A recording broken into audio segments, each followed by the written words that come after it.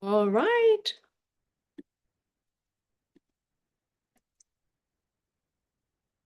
We can start. Yeah. All right, you want me to start letting people in, Britta? Sure. All right, stop sharing screen, bring everyone in, and start hitting record.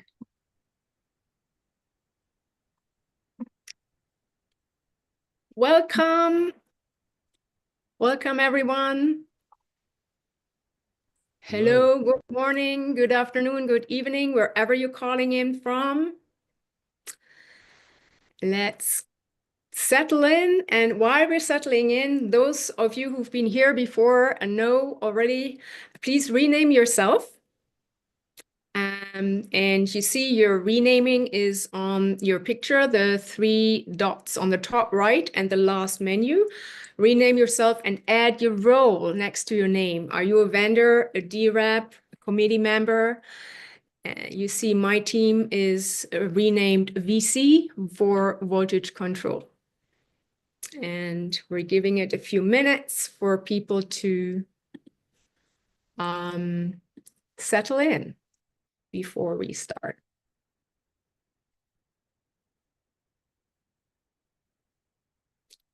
And I can see IOE Technical Steering Committee. Hello, TSC. DReps, always very welcome. We need more of you in the room. TSC Secretary, hello. If we are in the process of renaming ourselves, put your role next to your name by clicking on the three dots on the top right corner of your picture and using the last menu bullet to add your role so people know who's in the room. We have Budget Committee and TWEAG. I hope I pronounce it correctly. We have IOG Budget Committee, and we have my colleagues and myself from VC Voltage Control. Welcome.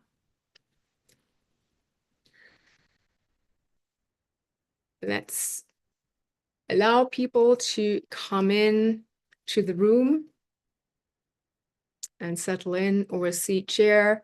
Hello. Do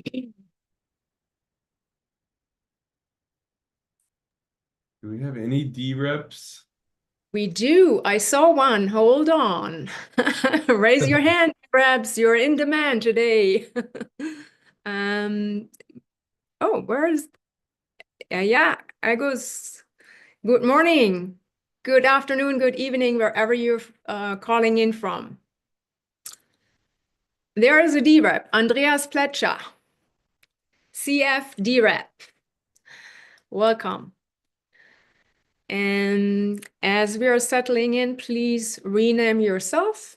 Also, this meeting today we're streaming live. So for anyone who has to leave, unfortunately, or hopefully not early, there's a live stream going on and you're welcome to share this wide and broad so that we get as many as possible to see this today. Whoever cannot join. For those who are coming in now, please rename yourself and add your role next to your name. Are you a vendor? Are you a DREP? Are you a committee member? So that everyone knows who's in the room. We can see TSC, SME, DREP. There's multiple roles right there. Hi, Neil. Vendors in the room, committees in the room. Are you in the room? Fantastic. So,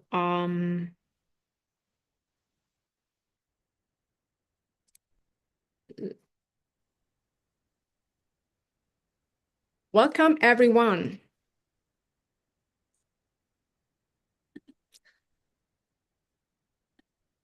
And my name is Britta Wolfkammer. For those of you who've joined in the earlier workshops, you already know me. And I'm represented Voltage Control together with my colleagues here, Katharina, Susan, Dirk, and Aaron. And you can recognize us by the VC behind my name. and we're guiding you through. Today we have today's agenda is core mainly, and we have 2 presentations, 2 major pitches, and 7 other pitches today. So basically, for those of you who've joined before, it's going to be pitches, and the goal is to provide a good information base for decision making for our DReps. This is we are conducting this after the constitutional workshops last year, the second phase of decentralizing and giving power to the community on decision making regarding the budget. Yes, and in the room are DReps, observers, IUG, vendors, voltage control, and committee members.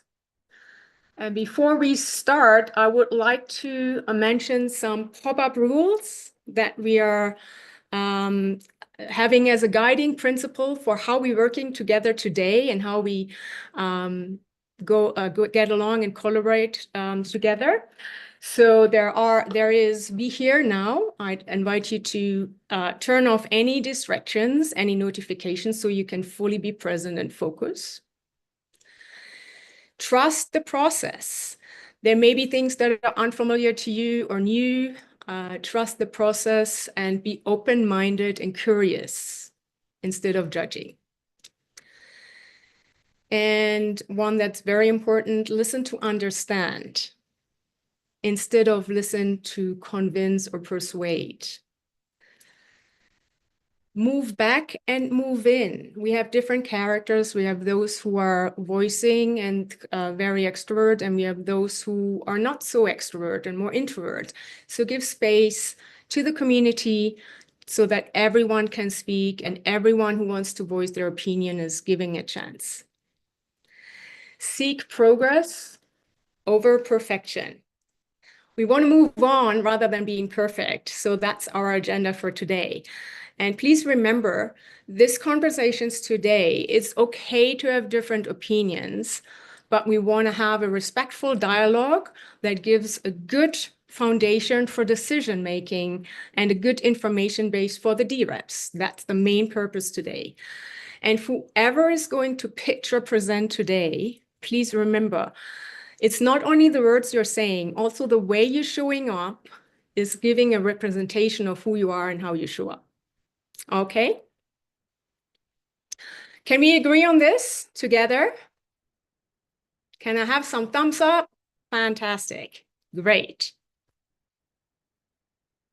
And please remember to rename yourself. I'm going to repeat myself. I know that's boring, but people are coming in. So I would like to ask briefly if there is a process explanation on the budget reconciliation process. We had that in the previous workshop. I don't know if this is planned for today. Danielle? Yes. Okay. So I will share my screen. All right. Hello, everybody. So I want to give you an overview of how the reconciliation workshops will happen.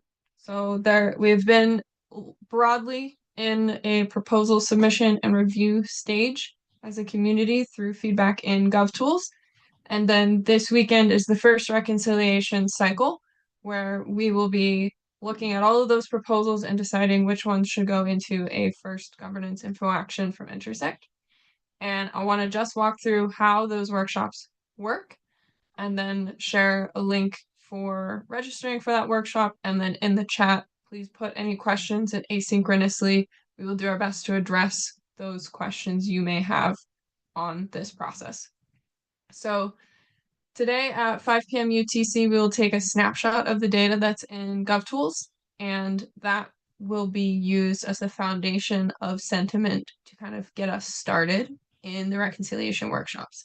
So the first workshop will be on April 26th, and essentially to kick it off and start, Intersect will be providing a soft prioritization based on the sentiment gathered in GovTools so far. So to essentially show where there's been strong positive sentiment on proposals, where there's been negative sentiment on proposals, and also where there's just not really been any interaction on proposals yet either, to provide DReps just a foundational understanding of where we sit in aggregate with these proposals. through that process of analysis, Intersect may find certain things that seem like obvious decisions that DReps may want to make. And those will be the kind of starter agenda for discussion. But more importantly, is for DReps to bring to the floor any discussion points that they may have or decision points that they want to make. And all of these items require for a second. So if a DRep brings to the floor a concern, they have to be seconded by another, as well as those intersect identified decisions need to be actually seconded by a DRep to actually move to discussion. Then we'll facilitate discussion on each of those items in the agenda. And what that is likely to create is a few outcomes. One, no change. So you might discuss things, but end up with nothing as a result to be changed. Second would be potentially moving something in or out of the budget, and that will all be based on polling. I'll talk about that next. And then the third could be a potential change request to a vendor. So perhaps there's a proposal that the DReps like maybe nearly all of it, but there's some detail that's really giving them challenges. So maybe they will decide they'd like to request change to a vendor. So there will be a side flow for outreach to those vendors to make sure that they're aware if their proposal has been discussed by DReps and there's some specific change being asked, and they have time to either respond or say, I need more time to respond. And then we will be doing this discussion flow from prioritization all the way through to what are those discussion points for each topic. So this weekend, Saturday, Sunday, April 26th and 7th, we will be going through each of those categories for the budgets one by one to turn into basically a candidate set of proposals for the budget info action. That candidate set is going to be generated via polling.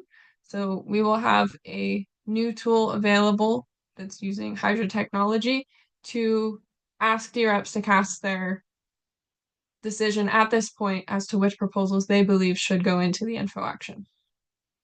So that polling will also be available asynchronously. So if you can't join the workshop, recordings will be available to listen back and also put in your own opinion so that you can still participate in polling. So that takes us kind of decision making across each of these budget topics. And then there will be day 3, which would be April 28th, finalization across categories. Very similar discussion flow, just looking across the whole rather than per category.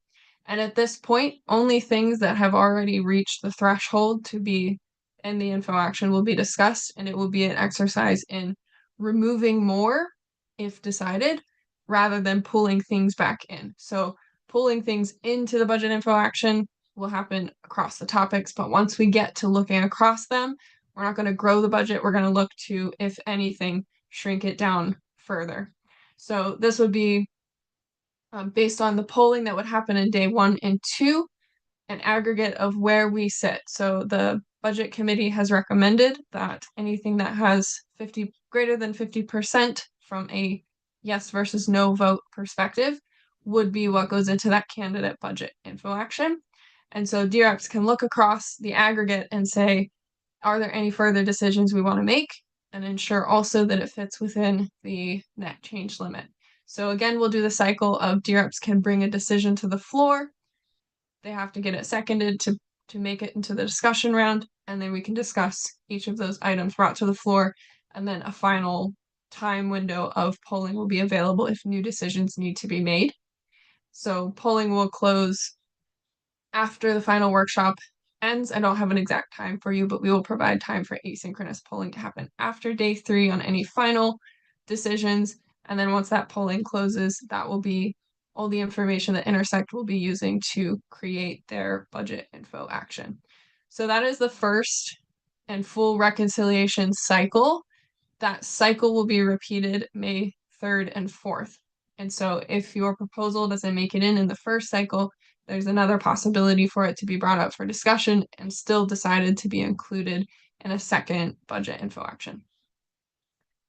I will end there. Feel free to drop any comments in the chat that you may have, and I will give the floor back to Britta. Thank you. Yes, thanks, Danielle. There was a question about the workflow and if you're able to share a link to that workflow.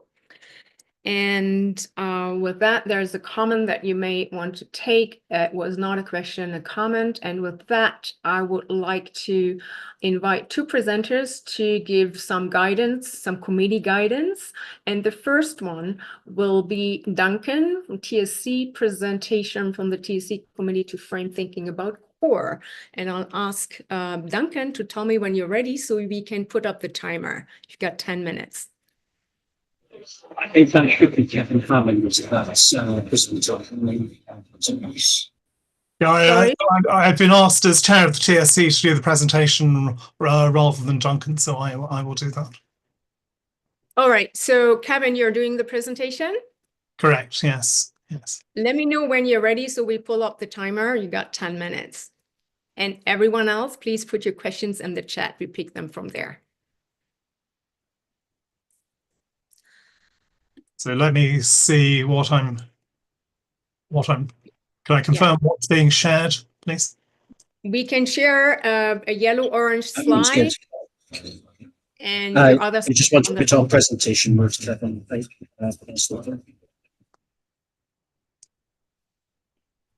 We're having trouble hearing you, Duncan.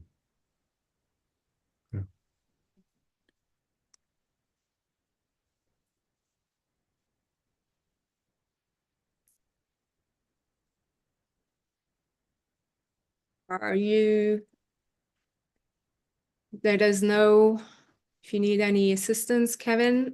Your screen was shared in slideshow. I mean, not in presentation show. Right, I'm not seeing an option to share my screen. Wait a minute, let me try again.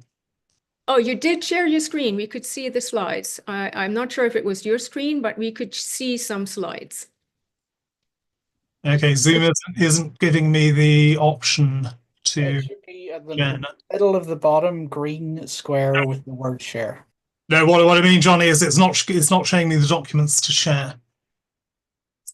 Oh dear.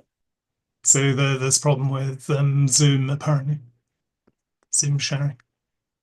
Does anyone have the slides at hand so the person can share for Kevin and then Kevin can take us through? Let me try again. There's something showing up.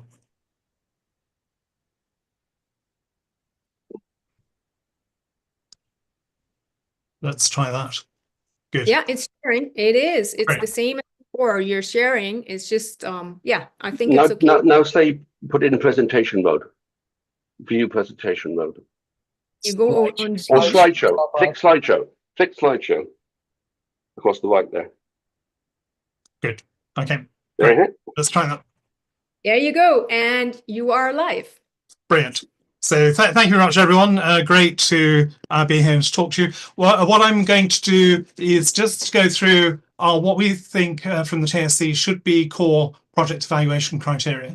And we would strongly encourage everyone who is evaluating a proposal to evaluate against these criteria and to be as comprehensive as possible. We don't think you can do a proper job for something as important and critical as this without considering these evaluation criteria for every proposal. So what is the scope of core infrastructure as defined within the TSC remit? So we define this as being the continuity of Cardano, which is the unbroken and consistent existence or operation of something over time.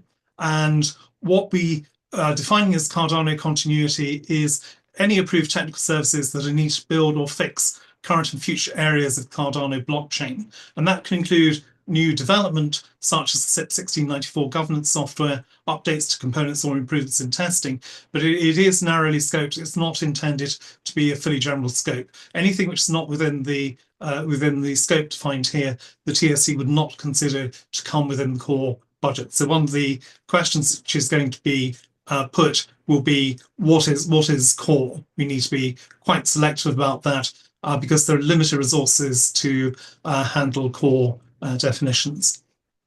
So to visualize this, we can see that there are four components.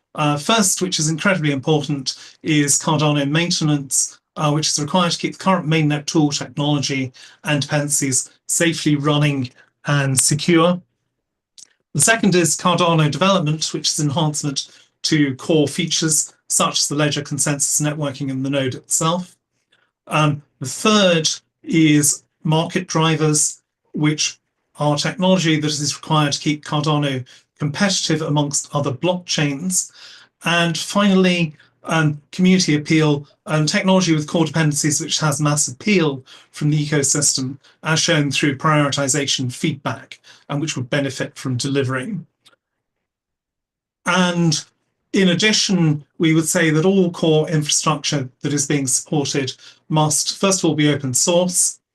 Second, be transparent and open to feedback, adjustment, and reprioritization as necessary. So you're not being asked to make decisions for a complete period of time necessarily. It should be possible to reprioritize work in the course of the execution of that work.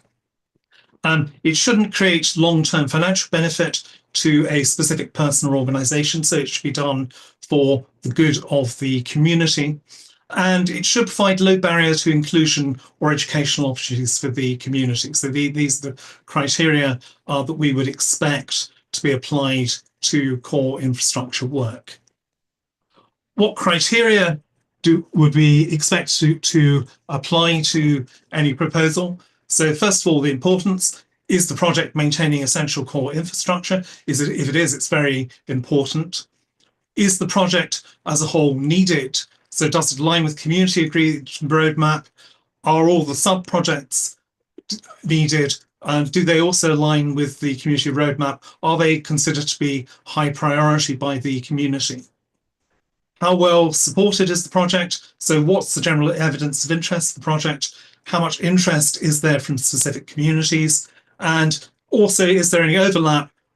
In what ways should both proposals be considered? So here you might need to dive into some technical evaluation because things that can apparently overlap may not in practice, or there may be complex interdependencies between two different proposals. So these are things that we would consider to be essential as part of any proper technical evaluation. Second thing to consider, technical quality. So does the project as a whole make technical sense? Is it feasible? Are there elements that may be infeasible? And if so, there should be gating to make sure that they're properly considered early on in the project. Are all the outcomes defined precisely? So you can judge the success of the project. Have SRL, software readiness levels, or equivalent been used to precisely identify the initial and final states of development? And milestones coming from that. Are all milestones explicit and sensible? Are all the SRL stages necessary? Are milestones provided the map to each SRL in the TSC chart? And we'll come back to that later where needed. Do sub-projects link together properly? Continuing, will there need to be adjustments to the structure of L1, Cardano L1? If so, is it included in the project proposal? Have all risks been identified and mitigations considered? And these could be technical or social risks, including those of security and performance, where appropriate. Will the project deliver a system that is robust, reliable, and resilient? This is essential for Cardano, of course. And how is that determined? Is security properly considered? Will necessary security audits be carried out? And is security primary or just secondary? If the goal is to development without considering upfront security goals, what you'll have at the end of the day is something which is potentially insecure, not deployable. So you can't have security as a second-class citizen, of course. Dependencies. Are all technical dependencies identified, including with other teams and projects? Have integration, rollout, and deployment been properly considered? And if not, how are they going to be addressed? Is the proposal consistent with the current constitution? Because if not, there will need to be some constitutional changes. So that is technical quality, incredibly important. Then you need to consider the appropriateness of the effort. Has the project allocated too much effort? Is it bloated? Conversely, is too little effort allocated, making the project almost impossible to complete? And you need to consider this for each of the sub-projects as a whole, if there are sub-projects. Has suitable thought been given to how this will be integrated in Cardano? What about knock-on effects in tooling, user experience, etc.? Have they been considered? And is it the intention the community will take on maintenance in the long term? Because if so, there's an impact in the either in the current project or in future budget proposals. Team quality. Does the team collectively have the skills and experience that are needed to carry out the work? And this may boil down to individual developers, not just the organization. So individual developers are incredibly important in carrying out high quality work. If there is expertise that is needed, the team does not have, and has it been identified? If it has, how does the team plan to source the required expertise? Will they need help against specialist resources, either in the community or wider? Can the team attract additional members, replace members if necessary, to cover gaps, for example? What projects has the team carried out before? They've been completed to a high standard? Are they similar in scope to the proposed work? Are they of a similar scale, or is the team stretching itself? So these are things you need to be aware of when evaluating the quality of a team that's involved in a core development proposal. And the good news is there are many excellent development teams that have already been involved in Cardano over a period of some time. So you shouldn't need to pick and choose. There should be plenty of options out there. Finally, does the project, fifth, does the project represent good value for money? Prioritizing technical quality over pure financial cost. And fair return is reasonable, but obviously an excessive return is not. So that needs to be judged. Do any adjustments need to be made to make the project provide good value? You need to consider financial aspects. Are all costs properly identified and explained? Will the project be properly audited? Will you be able to verify that effort has been properly deployed? What happens to any unspent funds? Do they get returned, or do they just go to the supplier? And does the supplier have enough depth to fund cash flow requirements? 7, commitment, incredibly important. Is the supplier fully committed to the project? What's going to happen if they pull out? And have they shown a willingness for long-term commitment? Or are they just in it for the short term? So you need to gauge, is there a long-term commitment from the project proposer? Finally, if this is a critical project, is some other supplier able to replace them if they do fail or withdraw? And obviously there might be additional expense, and so that needs to be factored into any budget consideration. So last point to consider, any essential changes. What essential changes need to be made to the project, and are they possible? And don't accept the project, of course, if it's not possible. Thank you. Okay, spot on, Kevin. That was great on timing. Thank you so much for this guiding presentation. And I'm asking everyone to put the questions in the chat so we can pick them up from there. And is Johnny in the room? Kevin, you may stop Johnny sharing. is in the room. Yes, Johnny. that's great. And Johnny, you said 5 minutes, or how much time do you It's need? 5 minutes, I think it is. Let's see if you can see what I can see. So I'll share this. Let me know when you're ready, and we put you on. Just checking. Can you see what is there? OSC budget proposal, paid open source model for sustainable development. This is a guiding presentation, right? No, Not a pitch.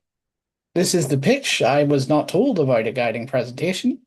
Okay, hold on a second. That's okay. Let me just It may be Lucas that you're looking for, not Johnny. that's okay. If this is the pitch, that's fine. Well, we'll jump in the queue, and we might not want to do that. No, Okay. Okay. I think go for it. If everybody's I think- fine, we'll go ahead. All right. Yeah, Sorry sorry. about the programming issue there. No, okay. I just need to know if this is the pitch. You got 50. I think I've noted 15 minutes. This is I think you're looking for the TSC for the 15-minute. Hold okay. on. We have a Yeah, short. so this will be 5 minutes just for the pitch part. Yeah, the OSC is 5. Okay. Yeah. So So Which one is this then? Just so This, we know. this is the open source committee's proposal pitch for 5 minutes. So we've jumped the queue. Are we sure we want to go ahead with that? Okay, all right. Then go ahead. Okay, thank you. Excellent. 5 minutes on the clock then, please. Let's go. So this is the OSC budget proposal for the paid open source model for sustainable development of the Cardano ecosystem. The ask of this proposal is a 5.885 million ADA at a conversion rate of $0.50 per ADA, so 2.94 million US dollars. And we're going to go off of this proposal page. I think Lucas will be sharing a link to this proposal in the chat for you to look at directly. But the third link in the proposal is the full detailed breakdown. And I should have this queued up to go to the breakdown and allocation in section 4. Which I do. So this proposal is running for a 6-month period from June to December 2025 and is to be considered a pilot scheme to make sure that these things are useful and sustainable for the future budgets and possibly have the ask increased as a result of proving. Johnny, we're seeing a console now. Oh, yes, I took it. I moved it to make it easier to read so I wouldn't be looking to my... Anyway, never mind. Yeah, you don't see any API keys. It's fine. So back to where I was. So yes, there are multiple categories and different initiatives under this proposal, and I'm just going to briefly go through each of them. Right. So there's a maintainer retainer program. And its idea is to ensure that there's a sustainable pool of experienced developers who provide long-term stewardship for essential repositories. There's 50 open source projects that are due to be supported in this, with half of them focused on core Cardano and the other half through community nominated projects. So that would be community involvement in deciding who would be getting help in the maintainer retainer program. Next on the list is Tooling Sustainability Program, and this is to provide resources for project identification, community feedback, integration, licensing assessment, and ongoing project monitoring. So it makes sure to keep critical open source libraries and tools essential to the Cardano ecosystem, keeping them long-term sustained. Then we got a different category now, which is security and incident response. We have a bug bounty program suggested here, just to cover, so if there's any major issues that come up, we're willing to fund rewards for any ethical hackers that identify any vulnerabilities within the system and make sure to make us aware. Incident monitoring and response, similar to that, it covers a 24/7 monitoring, incident detection, mitigation of anything that comes up in any security incidents. Yep, and then a new category, developer growth and engagement. This would be an initiative of the Developer Advocate Program, a program that has already existed prior to this with 4 developer advocates in locations around the world, but this would be continuing to maintain that program with funding. And it creates educational contents and it enhances ecosystem collaboration. Then we have a Code for Us bounty model, which would provide bounties for people for specific requests for things like tooling and open source development that the community requires, so that people could get allocated things to earn bounties by developing these features. An initiative for a Summer of Code, to encourage students to work on essential open source projects, providing mentorship and structured project guidance. I don't know on time where I am. Accelerator research program in a different category of ecosystem growth and commercialization. And this is a pilot program for funding. It's a smaller amount. You have a minute. That's fine. Thank you. The smaller amount in the first year of 50,000 being asked, but it's to support strategic guidance, business model mentoring, and commercialization readiness for participating projects. So it helps to mentor new projects in the ecosystem. Then there's expanded project support services for specific projects, which gives tailored assistance for projects needing some in-depth expertise for things. There's a link in the document here to external resources to get more information about what services would actually be provided there. Not go into it now, I don't have time. Then events and travel workshops, meetups and hackathons. This is just to allow the OSC to be present in the community at various workshops, hackathons and meetups. It would fund the travel and sponsorship expenses, and it makes sure to cover lodging for committee members, which makes sure that there is proper representation at open source and blockchain conferences, which will enhance the outreach and public engagement of the OSC. And that is the quick breakdown of what the ask is from the OSC, and it is asking for DREP authority to fully maintain that budget. Thank you.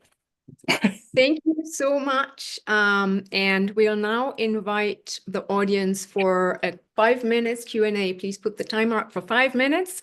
Thank you, Johnny. Add your questions in the chat or raise your hand if you want to speak, if you prefer to speak. Anything that crossed your mind or that you're curious about. There is something from Lloyd. As you complete your pilot and trials, what methods will you use to determine which items to scale up and which items to eliminate or remediate?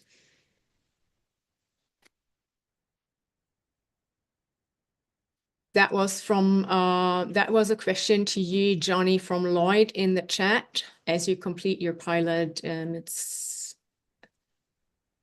you want to answer that? Sorry, I got distracted by the fact that something bad has happened, but yes, I'll deal with that later. Maybe I can jump in if it's sorry. okay. No worries. So hi, I am chair of the open source committee. Yeah, they're very diverse, the budget lines and all the aspects. So you'll see that throughout the document, there's a lot of breakdowns of not criteria for success, literally, but you see it's very nuanced and broken down. So my response can't be broad to just say how we'll measure all of them, but surely we will be trying to find KPIs for each of them, and yeah, the open source committee will be reviewing projects progress. I mean, sorry. So I can't be more specific than that.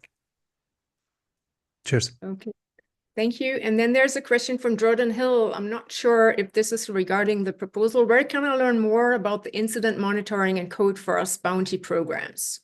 Okay, so the short answer is the OSC is holding open calls every other week, and there's a Discord channel. I know Jordan has been attending some of our calls, so the short answer is get in touch with us and browse through our documentation. I'm going to drop the links right now on the chat. So the first one is the landing page for our docs. And I also wanted to be specific in highlighting these two programs that are live already. The one you mentioned specifically, I really would encourage you to come to our call and have a chat about. Okay. All right, and then there is one more. I'd love from Tim. I'd love to know a few examples of the sorts of tools, projects, or projects that might fall under this umbrella funding. Which one, sorry? There is a question from Tim. Thank you, OSC. As I hope you know, I'm a fan of what you're trying to achieve in this area. I'd love to know a few examples on the sorts of tools and projects that might fall under this umbrella funding. Okay. I think that might be tooling working group, Lucas. Yeah. But still, it's not just the funding part. It's support. So it's grooming. It's sort of almost an incubation type of keeping in touch with projects. So it's not just come here and get funds. That's the first thing that comes to mind. And the second would be you can think of libraries. I'm not going to mention names, but when we had, for example, the second hard fork recently, there were some libraries that were impacting applications, and that's an optimal example of things that we should have identified earlier. Who are the contributors? Is the repo not being maintained? Is there going to be impact? And that's what we are trying to identify. So not necessarily products or applications, a bit further down the technical stack, and libraries and components that are being used across the ecosystem. Thank you. Thank you so much. Any more questions for this pitch that we just heard? If there are no more questions, I suggest we go to the next point. You can still keep your questions in the chat, keep them coming, but please put the name of the proposal or the presenter so we know who are you addressing the question to, else we get confused. Thank you, just like Lloyd has done in his example. So I will now invite both TSC and IOE, and to start with the TSC, that is Kevin. And before we start, just a few points. You have, because they are major proposals, you have each 15 minutes for presentation. We put up the timer. We will be having a hard stop just to make it fair. And then we have a 5-minute Q&A. And at the end of the workshop, we may have more time. So please allow me to do a hard stop at the 15-minute mark. And I am going, and then I'm also handing you guys over the chat to moderate the chat and the questions. Okay, are we together? Can we start for those two major pitches? All right, so that with that, here is Kevin. And Kevin, let us know when you're ready and we pull up the 15-minute timer. Okay, looks like it's showing. Thank you, Britta. And you are live. Go ahead. Thank you very much. So what I'm going to present is the Technical Steering Committee Core Infrastructure Budget Proposal. And this has been put together over a period of some weeks in coordination with the entire TSC. So it's a substantial proposal, as Britta said. Overall, it's something like 58 pages. Thank you to those who have read it. We recommend you do look into that. But mostly this is reference material. What I'm going to do is to give you a quick summary of explaining motivation for this proposal, why have we put it in, and some of the detail about what's included in the actual proposal. So what's the motivation? Well, the primary motivation is to create continuity and certainty for core infrastructure. So the founding entities, as we know, they've done a fantastic job of establishing a top 10 blockchain for us in the form of Cardano. Now this needs to be maintained and propelled in a coherent way under community direction. We want to achieve coverage, including identifying and resolving gaps. It may not be sufficient to have vendor proposed work. We may need to identify the gaps in work and make sure these get filled for the good of the community. And also what we're aiming to do is to ensure coordination both between suppliers, because the projects don't exist in a vacuum, but also between the suppliers and the community. So fundamentally, the proposal will enable the Technical Steering Committee to fulfill an essential constitutional role in providing good technical oversight of core infrastructure work and maximising its delivery potential for the benefit of the Cardano ecosystem as a whole. What is the TSC proposal? It's a request for the community to delegate budget of 82 million ADA for 12 months from June 2025. In order to meet essential core maintenance and roadmap activity, and the budget calculation has been based on IOE rates of $299,000 per FTE. If all the budget is not needed, unused budget will be returned to the community. What we aim to do is to cover essential ecosystem needs, all of the necessary maintenance from whatever suppliers are necessary, sensible development leading to long-term infrastructure improvement, again, from a variety of suppliers, and community engagement at all levels. We aim to cover all of the available core developer resource that we've identified within the ecosystem based on the existing known capabilities, and that's about 1.5 times the 2024 core development team, so 1.5 times what was used in 2024. Focusing on core infrastructure, so layer 1 open source protocol, common good, and enabling technologies for layer 2, but not all of the things that might be needed. That's probably best considered under some tooling budget. So what the TSC proposal is, not just to answer a few questions that have come up in chat, etc. First of all, it's not a proposal to do the work itself. Suppliers need to be contracted to do the work. This is going to be essential anyway, regardless of what happens through the budget process. It's not an attempt to control the ecosystem. Priorities will be set by the community, not by the suppliers, but obviously taking into account technical needs and considerations. Contracts will be negotiated with suppliers and presented to DReps for consideration. Obviously, no single supplier will have a monopoly on the work, and competition will be encouraged. It's definitely not a race to the bottom because, as I've said in the previous presentation, technical quality, team quality, importance, these are the primary criteria. And value for money implies good quality work at a fair price, not the lowest price work. That's not a good way to conduct the work you want done. It aligns with the specific roadmap priorities that have been identified by the community, but these are not absolutely fixed. So we understand from feedback that TSC has had via its survey that was released in December 24 that these are what the community would like. We're open for the roadmap to be tweaked, obviously aligned with the Cardano roadmap that's been published. We see these things as being important. First of all, transaction throughput, for example, in the form of Ouroboros Laos. And what we expect is to raise this by about one software readiness level from SRL 4 to SRL 5. I'll talk a bit more about SRLs later on in the presentation. Transaction settlement, finality, PERAS, anti-grinding, and timeless market. These are all things that can help with finalizing transactions. Community regards these as incredibly important. Layer 2 infrastructure, Midgard, Hydra, Mithril, all of these have been identified as priorities by the community. And interoperability, nested transactions, Mithril, ZK Fold, Symbolic, these are examples of kind of interoperability tools that the community has sought.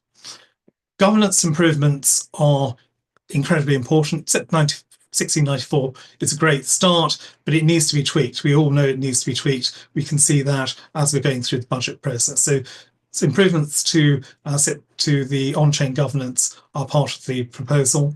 Our revised stake pool incentives these have been a long time coming. We're aware from our contact with stake pool operators of how important this is to them. And then implementation improvements, for example, in the form of log-structured merge trees. As a side item, we've put support for alternative node implementations. We're very aware that the community is interested in alternative node implementations. We've put together this roadmap, this proposal, based on the work that was submitted to us. And these proposals have not been submitted to us at the time of speaking. But what we would believe is the correct way to deal with alternative node implementations is to provide necessary support and then to open up the budget to decide with the DReps what implementations should be supported. So we're not going to pick or choose the winner here.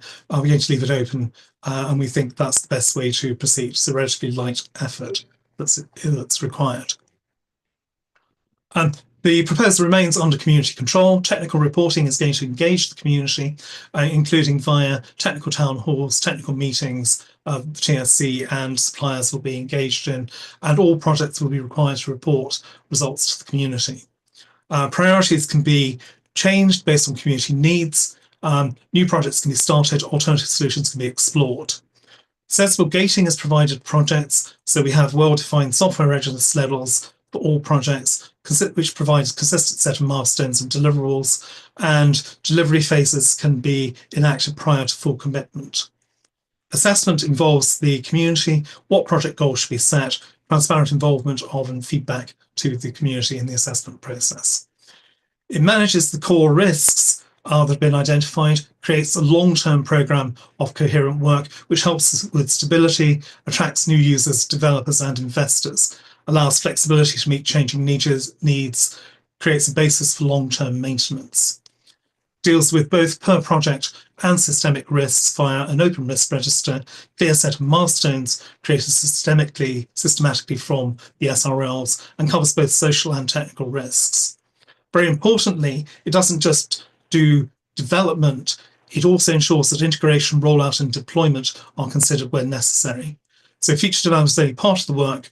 Technical coordination between projects and with the community is essential. No single supplier can do that, of course. It requires concerted community effort. And we've been doing that in the course of the last year with, for example, the rollout of Chang employment.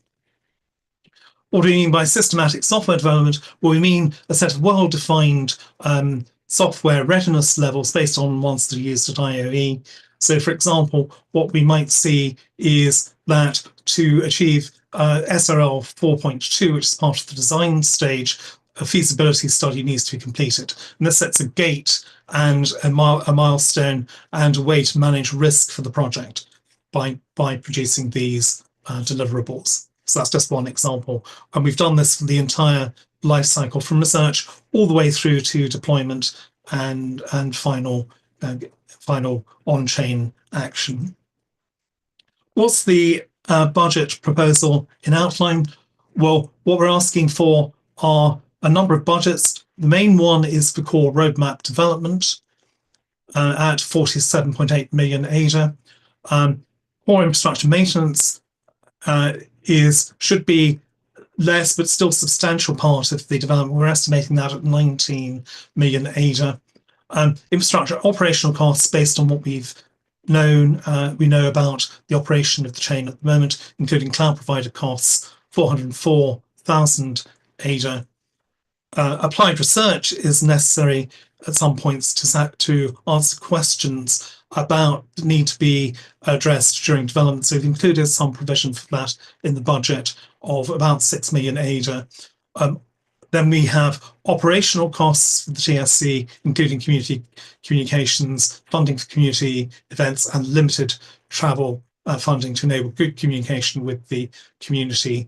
1 million ADA for support for subcommittees, reimbursement for community volunteers, including the Parameter Committee, the Security Council, the Proposal Triage Group, and technical working groups. And then we're holding back 10% of the budget, roughly, based on community feedback, to be held for program risks throughout the year. And if that's not required, that budget is going to be returned to the community. So this is just to give you an overview of how the budget looks. The lion's share goes into roadmap development and then core infrastructure maintenance. How's the budget worked out? Well, we've developed it on the basis of $299,000 per FT as a reasonable estimate, but actual costs, and that's based on the IOE cost, so apologies to IOE, they've provided us with an estimate there. Actual costs will be negotiated directly with suppliers, perhaps per milestone. Any surplus is going to be returned to the community. So this is not a budget that has to be spent. It's going to be well managed. Effort is calculated based on known core developer capacity. We've added in known necessary infrastructures as reported to the TSC during 24 by IOE, etc., adding in the TSC operational costs and the contingency. And use the contingency budget will be reported to the community. So we won't just be dipping into that unless it is absolutely essential. So why do we think the TSC proposal is needed? Well, it's crucial to establish long-term stability. Users, developers, investors need certainty on maintenance of developer plans. Continuity can be ensured if, for example, in the unlikely event, hopefully, that suppliers withdraw or fail. Community roadmap development needs to be under community priorities, not those set by a supplier or consortium. Gaps need to be identified and filled.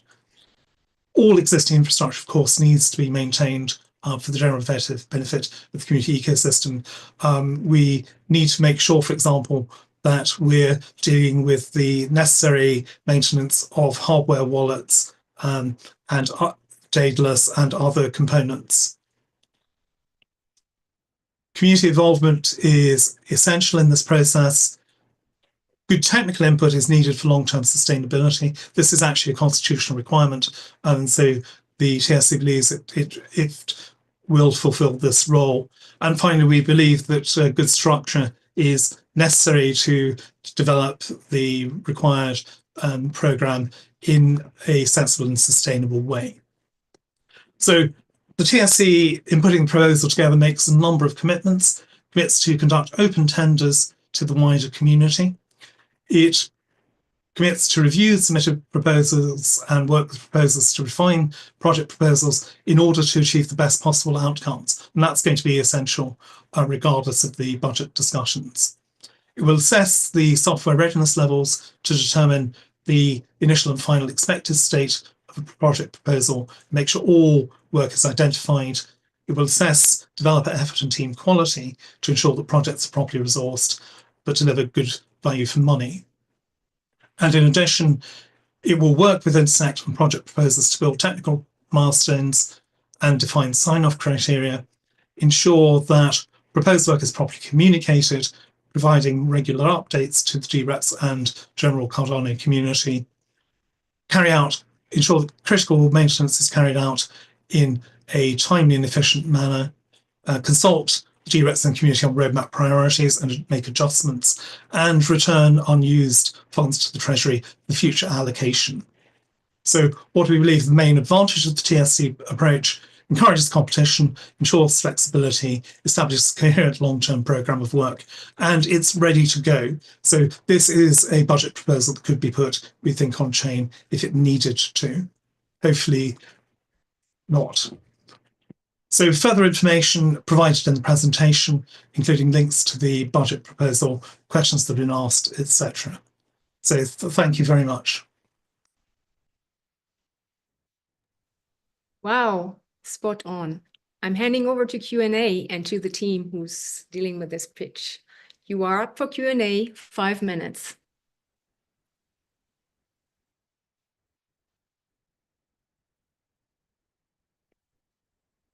Okay, so there's a question by Agus about proposals that are repeated in a separate submission.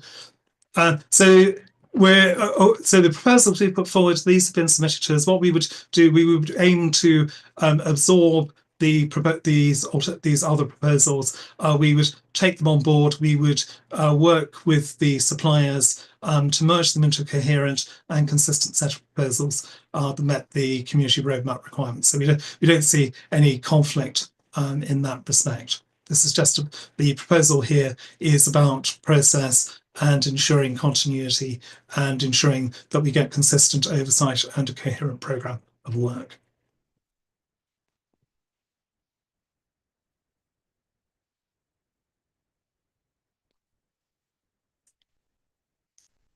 So there's a question about the capability of the TSC to hold vendors accountable. So first of all, we've been doing this already in the course of last year. Intersect has been issuing contracts to various suppliers. We've prototyped the process through, for example, the work that Tweeg has been doing on Ouroboros Paris. There's a well-established programme of milestone deliverables and reviews which lead to payments. So the milestone deliverables and reviews, these are done by technical people. Assuming they're successful, the milestone is then achieved, the payment is issued. If there are concerns raised, then these need to be addressed before the payment gets made, and that would be the process that needs to be followed in any project that was managed by the TSC, of course.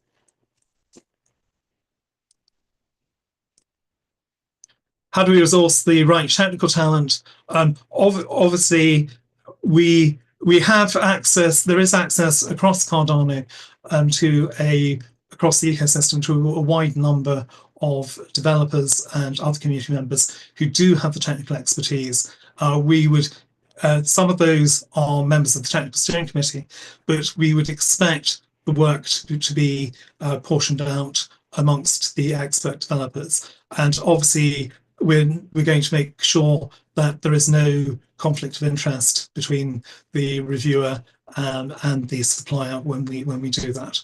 But there is a good body of people who are very capable and qualified to carry out the review work.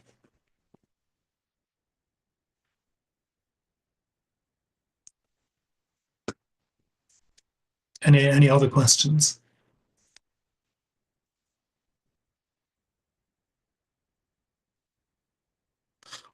So I'd just like to say one of the things that we've been trying to do in the TSC over the last year is to start to build out the knowledge and technical expertise amongst the community. And one of the ways that that's been done is via the parameter committee that is responsible for understanding the protocol, the Cardano protocol, and how the parameters work.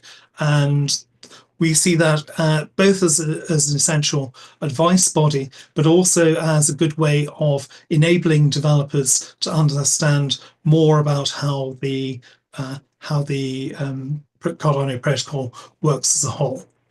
So this is one of the essential features of the technical steering committee. It's not just about collecting, concentrating knowledge. It's about spreading it out and making sure that the community as a whole is informed.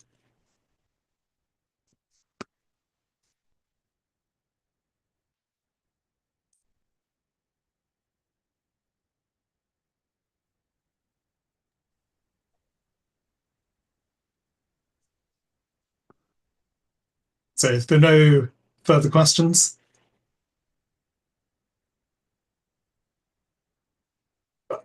one of the links in the presentation I've given you, so we've been answering a number of questions that the community has raised. We've provided a link to the answers in the presentation. We'll make sure that gets distributed. And so we've been answering these live via GitHub. So we recommend you go and look at those and feel free to raise additional questions with us. If you're listening along to this presentation, the TSC is happy to answer questions. Right, thank you very much. Spot on timing. And I'm now inviting Dave. And while I'm doing that, please, if you add questions in the chat, please mention the proposal, the pitch, or the presenter. And yeah, and also if you have any key slide links, here we go, put them in the chat. The team will pick it up. Is Dave here and ready to present? Yes, I'm here. Actually, we have Jeff Watson, the director of technology for IOE. So he's actually going to be doing the presentation. I'm not qualified to speak to these matters. So thank you. That's okay. Just let us know whoever is presenting. So we put up the timer and put you live. Hi, everyone. Thank you so much, Britta. My name is Jeff Watson. I'm tech director for IOE. First off, can everyone see my screen? Can you give me a thumbs up and you can see what I'm looking at? Okay, that's all good because I got multiple screens going on. So the good news is that I'm slightly blinded in my right eye at the moment because in the UK we actually have the sun out and it's 20 degrees, so it's very hot in here. But I will do my best to concentrate and bring you through this presentation. I'd like to say a big thank you to Intersect for inviting us and for curating this event. Kudos. A huge event to do. Thank you so much for bringing us to the table and bringing us through the process. I also wanted to say a big thanks to Kevin for actually highlighting the criteria of assessment. It's really great to see that, and it's really given us some talking points and thinking points. I'm in a really lucky position because I'm new to IOE, and I've actually inherited Kevin's team. So all of the great work he's done as a leader in IOE to build out that capability, I get to inherit, which is really awesome. So thank you so much. Great to be here. As I said, I'm the tech director for IOE. Delighted to be with you today, and I wanted to take a little bit of time to walk through these 18 pieces of work that we've defined in our proposal here. I'm not going to go into detail on the 18 pieces of work because we've got a great document out there that's readable. We've got all the information in there, but I wanted to talk about the curation of the work and how we've got to where we are. Right. And the key thing is that we've been listening to the community and we've been taking that energy from the community and those thought processes from the community, and we've been listening to our partners. We've started to kind of curate around where should Cardano go for the good of the community and for the good of decentralization. Charles talks about a thing called the blockchain trilemma, which is the kind of the three assets of blockchain. He talks about security, scalability, and decentralization, that if you increase one of those, you're going to decrease the other two. But he always talks about solving that trilemma, and we really feel that we've taken the inputs from the community, we've taken the inputs from Charles with his breadth and his depth of knowledge in the ecosystem, and particularly, trying to push to solve that trilemma, but equally advance the ecosystem for future generations. If I equate this to really why I work for IOE, because I do think there's a real human touch to this. My kids, I've got an 11-year-old and a 15-year-old, they don't use cash, they use a card, right? They're not used to these things. And in their future, this platform will give them the financial freedoms that they will have in a different society that will have peer-to-peer control. So for me, it's incredibly important that we work with our community, we listen to our community, and we bring that human factor into how Cardano relates to people. So as I say, we're super, super excited to bring this to you. And the other thing we need to bring to the table is, as mentioned previously, has been the robustness for Cardano to make sure it really is a platform of the future for future generations, and with its robustness in there. The proposal itself, as you can see, we've done some calculations on this, and I'm sure there'll be some questions about that in a little bit, which we'll answer. But as you can see, the grand total is 48 million. We actually have a really great blog post because we did a piece of work last week where we did a bit of a Q&A on an X space, and we answered a lot of questions in there. We've got a really great blog post, and Dave is going to be superb, and he's going to put that blog post in the chat as a link, aren't you, Dave? Are you going to nod? He's nodding. Okay, so that blog post is going to go in there. We'd love you to read through that as well, because we think it answers a lot of the questions around the proposal. But I'd like you to have these takeaways before we jump into Q&A, because I wanted to get through kind of the spiel around the proposal really quickly, so that we got into the Q&A and you could start to ask us questions and have more time to do that. So I'm just on time at 10 minutes, which is really what I wanted. So the first thing is we are listening to you.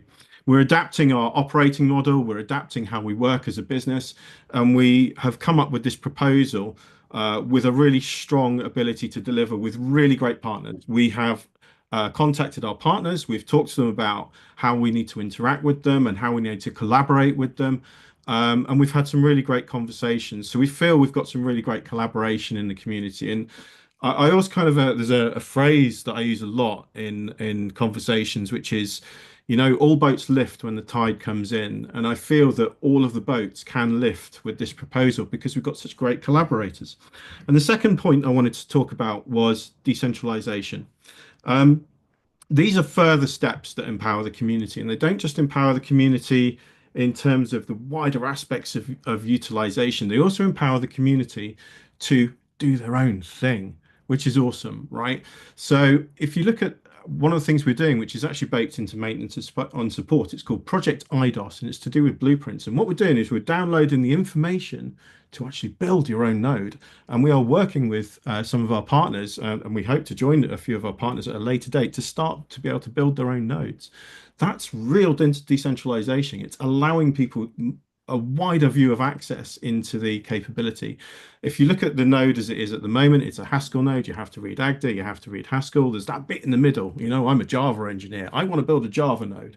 We're facilitating that. We're doing a piece of work where we're downloading that information so people can go away and they can go and build a node in Java if they want it. They can go and build new things and do new things.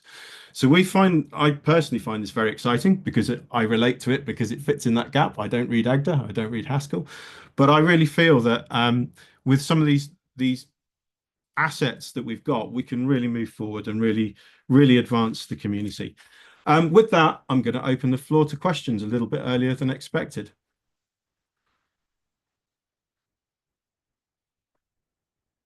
I don't think I can see the questions. Can anyone help?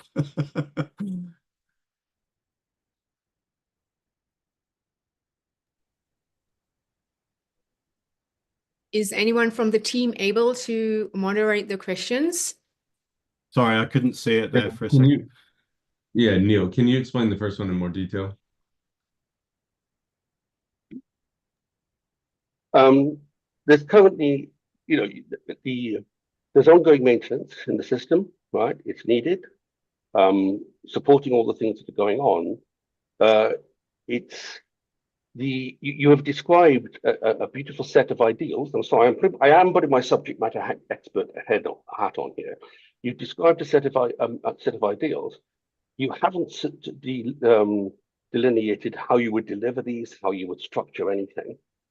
So given that this bid appears to be for effectively everything for the development, I would, if I was asked about, how do we evaluate these things? I can't see any means to evaluate your ability to structure and deliver the processes needed to make things go from to start running. Right? It's a great sales pitch. I was hoping that we would see something about how it will be delivered. Right? Because that's what doesn't seem unreasonable at this stage, right? You're asking for, there's a lot of money being asked for. Describe why you are a safe pair of hands for that money, please. Yeah, I guess. Yeah, sure. Sorry, Dave, please. Well, I guess have we not been doing quite a bit of this maintenance for the better part of the decade? One thing here is like people had questions on the cost itself, and essentially like as our devs are utilized for maintenance, they're not just going to sit around and we're not going to take the entire amount. We would deploy them to other projects where their skills fit. So I don't fully understand the question. Okay, Neil. so how do you expand the ecosystem in this process? How do you expand the set of people who will commit their lives, create their own companies around this at the core level? Because this is about core. This is one area where we are so excited for the open source initiatives on this topic, and I think even like Adam Dean and their team's Daedalus maintenance and those types of things. I mean, this is a clear area where we can get more supplier diversity and bring more people into that funnel. And that's why we've been supportive of OSO for so long. At this moment in time, it's here in our proposal. And as we talk to all the suppliers in early April, we decided, hey, do you guys want to lead this? Do you want us to lead? And so we collaborated. It's here now. And I think we need to continue to have conversations over the coming month to specify like how much can each party do and really put that forward so we can refine this. So it's a great point, Dave. We had a really good sorry Neil. We had a really great conversations at the beginning of April, and we literally phoned around all of our collaborators and partners, and we had that direct conversation. Do you want to lead this, or should we lead it? Put it in our proposal, and how do we empower each other? Because we want to play to everyone's strengths, right? And if we play to everyone's strengths, and equally we've got projects in there that are allowing people to consume more information and learn more about the capability. So I think there is a real process there of interworking that allows people to grow with the platform, grow in their learning, grow in their ability, but also grow their business against it as well. So I think that opportunity we've got really nicely covered across there. I think there was probably another question there about projects and project control and stuff. And obviously being the organization we can't back away from the fact we're the monster in the room, right? We are a very, very big insect classes as a vendor. We would say we're a collaborator. Either way, doesn't matter. But the point is, we can't change that past. We can't change that history. But what we can do is start to spread the learning, the knowledge, and the capability amongst our collaborators as much as possible by assisting them in leading on these things, and we're giving them the opportunity to do that, and we've very much done that. We have our own internal processes of agile, DevOps, we have waterfall projects, we have program managers, we have scrum masters, we have all the roles to deliver all this stuff, and we have the structure to deliver this stuff. But does that answer your question, Neil? I'm not sure it's got to the essence of it, but we may have to move on because sorry, time is up. Time is up. I have a hard stop. Sorry. I'm inviting everyone to put their questions in the chat. Please address your question to the receiver. As we need to move on in terms of fairness. Thank you, everyone. We are now inviting Diego. And so just a heads up, we're going to have 4 more pitches, then we're going to break, then we have 4 more pitches after the break. And Diego is... Hi everyone. Yes, you have multiple presenters to share. I'm allowing, just remember you have 5 minutes. Sure, no problem. let us know when you're ready. And whoever is sharing, yes, let us know when you're ready. And we put the timer up, Diego. Okay, give me just one second. Let me see. I can. There we go. Starting to share screen. We're yes, there. Okay, here's the proposal. And you're live. Okay, thank you. Well, hi everyone. Thanks for having me here. I'm Diego Torres. I'm part of the Maze team. Maze protocol is one of the DeFi protocols of Cardano. We recently launched on mainnet an index fund infrastructure. So basically, on top of that infrastructure, what we wanted to bring to the table is the development of a specific index, a Cardano stable index, CSI, that's the name. Basically, the idea is to address some of the problems that the lack of some functionality from the stable coins are impacting on the Cardano ecosystem. So we wanted to address that. We all know that the stablecoins are the financial backbone of any serious blockchain ecosystem, at least for now. Maybe in the future they won't be needed, but to be completely realistic, right now they are the basic functionality that a blockchain may have. Because they serve the base layers, the base layer for lending, payment channels, portfolio management, DeFi, other DeFi primitives, and without a robust and scalable stablecoin infrastructure, it's pretty hard to grow. So basically, Cardano has already went through that path and has already brought some pretty good stable coins like DJED, IUSD, USDA, USDM, and others.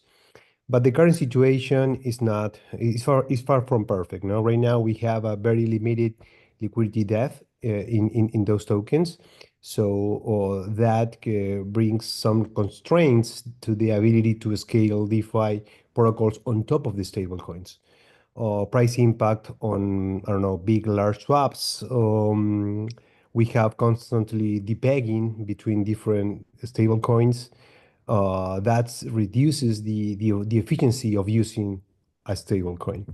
And basically prevents some business model which has a high volume and low margins to work properly in such an environment. That also brings that's a barrier of entry for composability and longer a more strong adoption. So what we are offering here is a solution that may bring some additional functionality to the ecosystem. What we wanted to propose is to create this index, this decentralized, diversified stablecoin index. At first, composed of four tokens, 20% each, DJED, USD, USDA, and USDM. This is just for the start. And basically, the idea is to address some of these problems with this. For example, one of the benefits of having an index like that is that we will reduce the peg risk for users. So because mostly of the depegging of the different assets are not correlated to each other, so that will reduce the volatility of the price of the index. This will bring a solution and a unit of account for some specific business cases, and it will enable a treasury management and the building yield bearing products, more sophisticated products that will bring value to the DeFi ecosystem mainly. So basically, the idea is that CSI is about simplifying the stablecoin use and building solid foundation for Cardano DeFi. The good point is that this tool is already here. Maze is already on mainnet and is pretty easy to use. What we are asking is to bootstrap the first phase of funding this stablecoin index, because for the way Maze works, we need to add the assets into the fund in order to make it available for the public. So basically, we are asking for 2 million ADA for that purpose. So that is not going to be spent. It's going to be used as a working capital, you may say. And it will also provide fees to this for that liquidity provision. So we'll generate fees in the future. The only expense that we are asking for is 40K to cover some operational costs. Your time is up. I'm sorry to have to cut you short. No We worries. will now invite the audience to shoot questions. Please raise your hands, put your questions in the chat. We already have the first question from Lloyd here. Who or what entity owns the assets and the reserves? Diego. Well, we have some possibilities. One possibility is that a representative from the governance from the Cardano side is the manager of this. Let me just share you for a second. Let me find here. Let me find. Sorry, I wanted to show you this so you can understand better. In order to make this possible, what you need is a fund manager. The fund manager is the one who creates the fund in the right proportions, and then you have liquidity providers.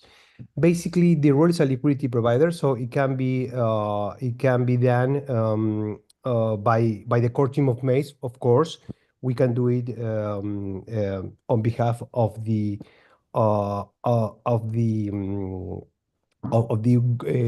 governance community. Of that can be also done using a multi-sig with several DReps working on that. So it's pretty easy to set that up. Basically, it's a decision to make. We didn't went that far in the proposal because I guess that is a discussion that is more from the operative side of things. I don't know if that addressed the question. Thank you. We have some more time. There's also another question from Neil. Would you agree that there is no need to any changes to the L1 system for this, i.e. that is not core? Could you give some insight into your technical team? Yes, implementing this won't require any development effort. The protocol is there, it's up and running. What we only need is to set up the parameters of this new fund and basically add the liquidity to it and perform a few actions to put that liquidity available for the user, right? But there's no need there's of course some infrastructure thing that we need to take care, like oracles and something like that, but none from the development side. Okay, wonderful. So far, any other questions to Diego? I think I've picked them all from the chat. There's a lot of engagement. There's one more, I guess. How about financial audits? So that's, I don't know if it is for me or for other, maybe it's for other. Sorry. It's under the IOG proposal, John. It's Yeah, for others. Actually, Yeah. I have a point of inquiry because I think it's extremely disrespectful while someone else is presenting to continue on. Are there any rules of engagement here? Because we've heard a lot of commentary over the past 2 weeks on our proposal. And so I don't think this is the right time to do it, especially since other proposals are presenting now. So that time has passed. I'm wondering what the rules of engagement here are. Yes, thank you, Dave, for that. I'm just making a call here. The rules and engagements have been for the whole 4 sessions that you can put comments in the chat and we are going to answer them and keep them in a document. But they need to be addressed to the person and to the proposal. So I think it's fair to keep it that way because that's how the rules were for the last 3, unless someone is calling it off. I hope that's okay for you, Dave, for now. We are inviting people to comment, putting their proposal names and names of the presenter. And since this is the time of Diego, please keep your questions coming. I don't want to eat into Diego's question time.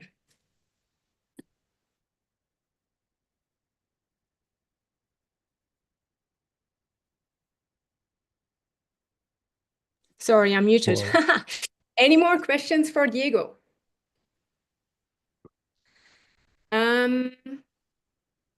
Yes, all good. Keep it coming. So if there are no more questions for Diego, I am inviting the next pitcher, which is Michael Petro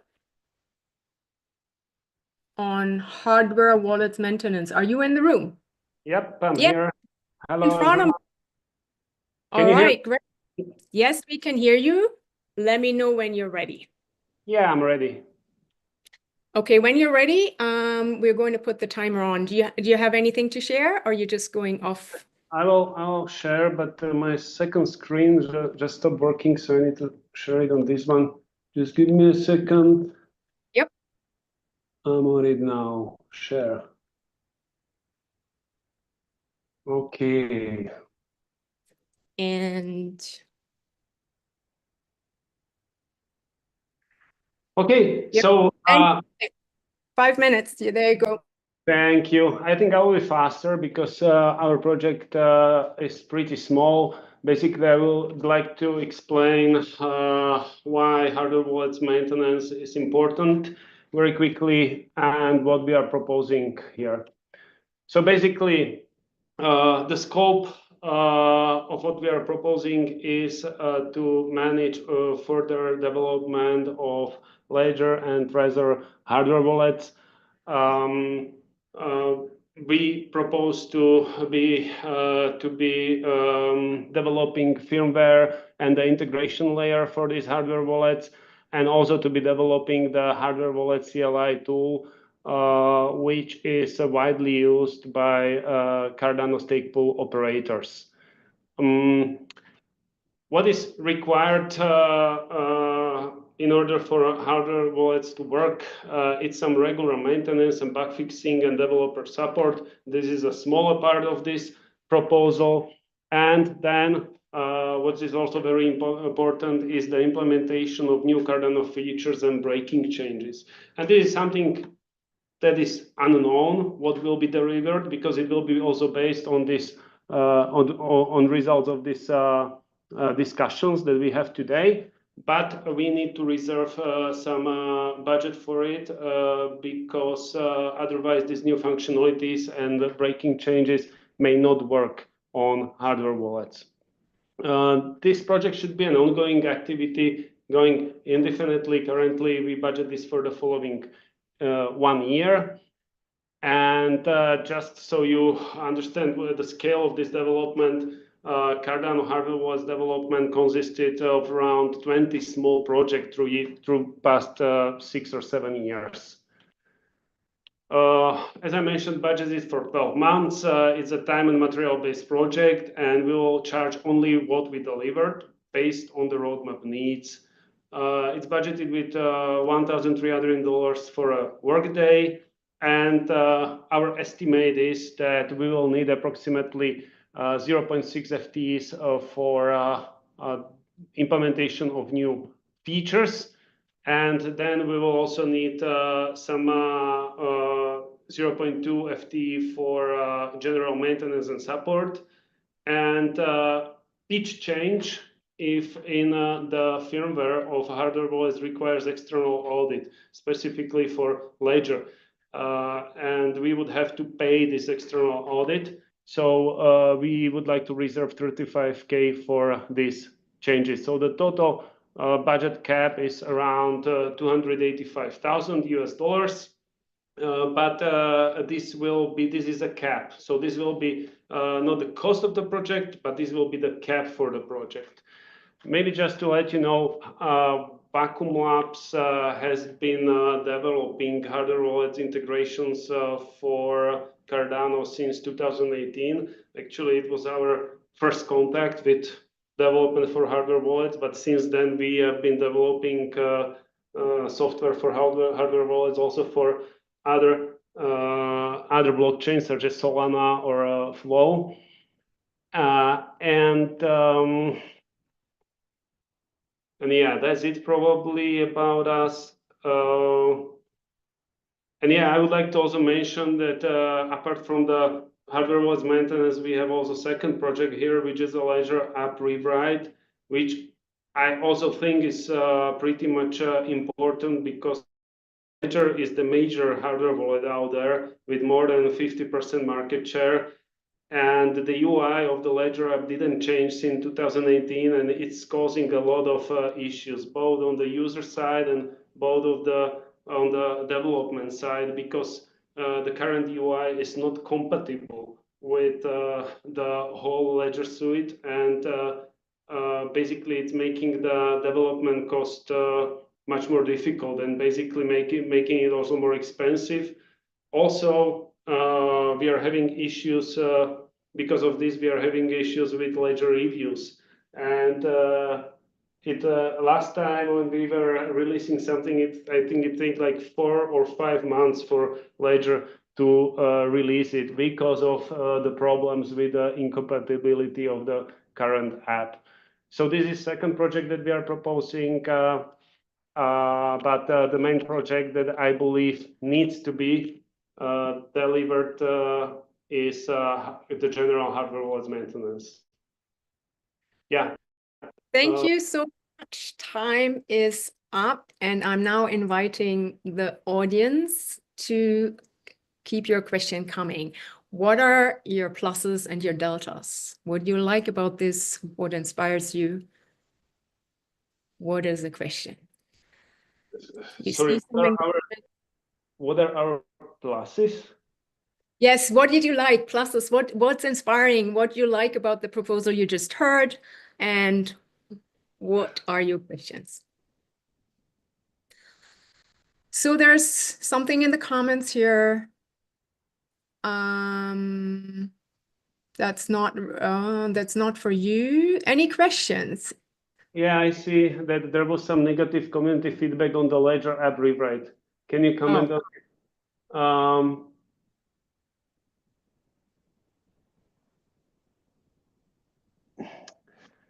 Sorry, Kevin, I don't really understand the question there. I read some comments that it may probably belong to Catalyst and not to...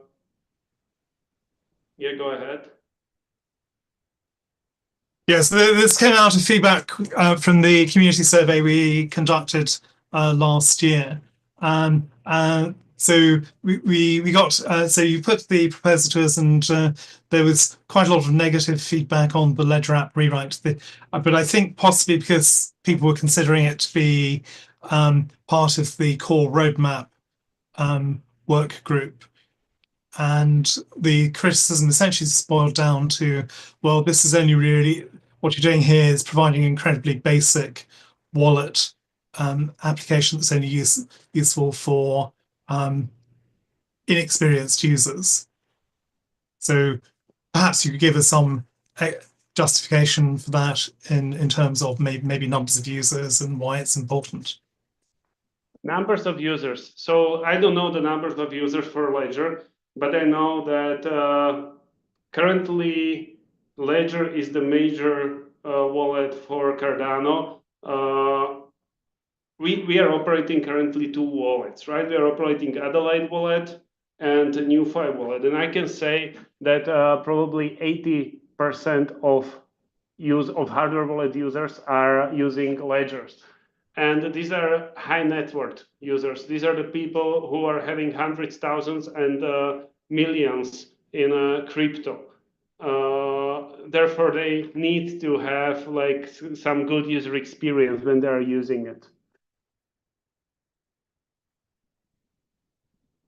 Great, thank you. There's a question from Lloyd. What is the size of your team and history of delivery? What is the addressable community audience? So what is the size of our team? Vacuum Labs has around 200 developers, but from that, probably 7 or 8 developers have experience with developing hardware wallets. So we have a good team for that. history of delivery, as I already mentioned, we have been developing hardware wallets integrations for Cardano since 2018. We delivered around 20 or 25 projects related to hardware wallets to IOHK mainly. Before that, it was Cardano Foundation who was funding it.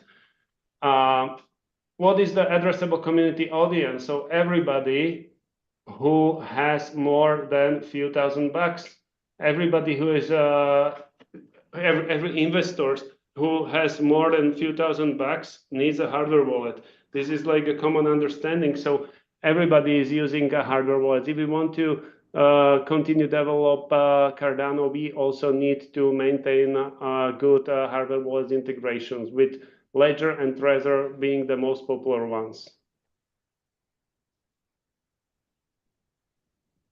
Right, thank you. Any more input? Some thumbs up there.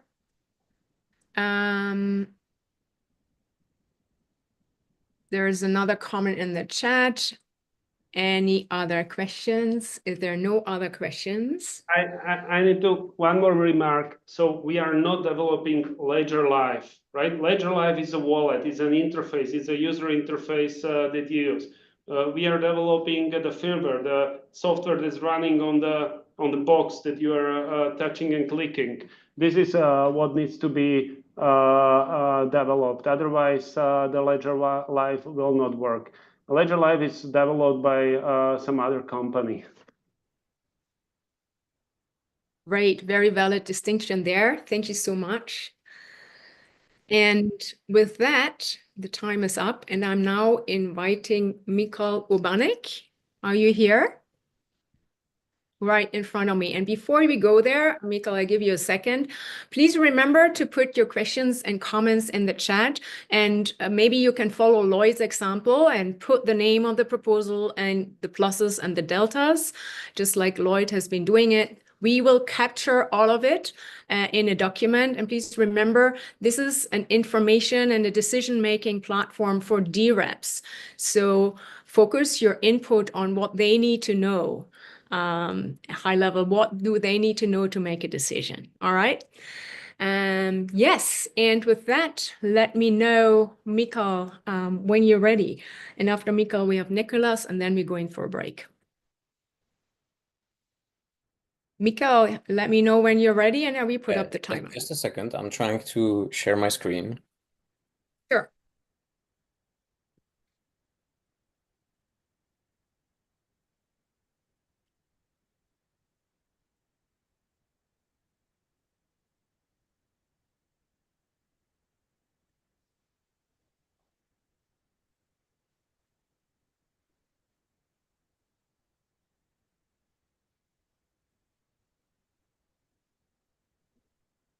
Okay, you're sharing, and let me know when you're ready.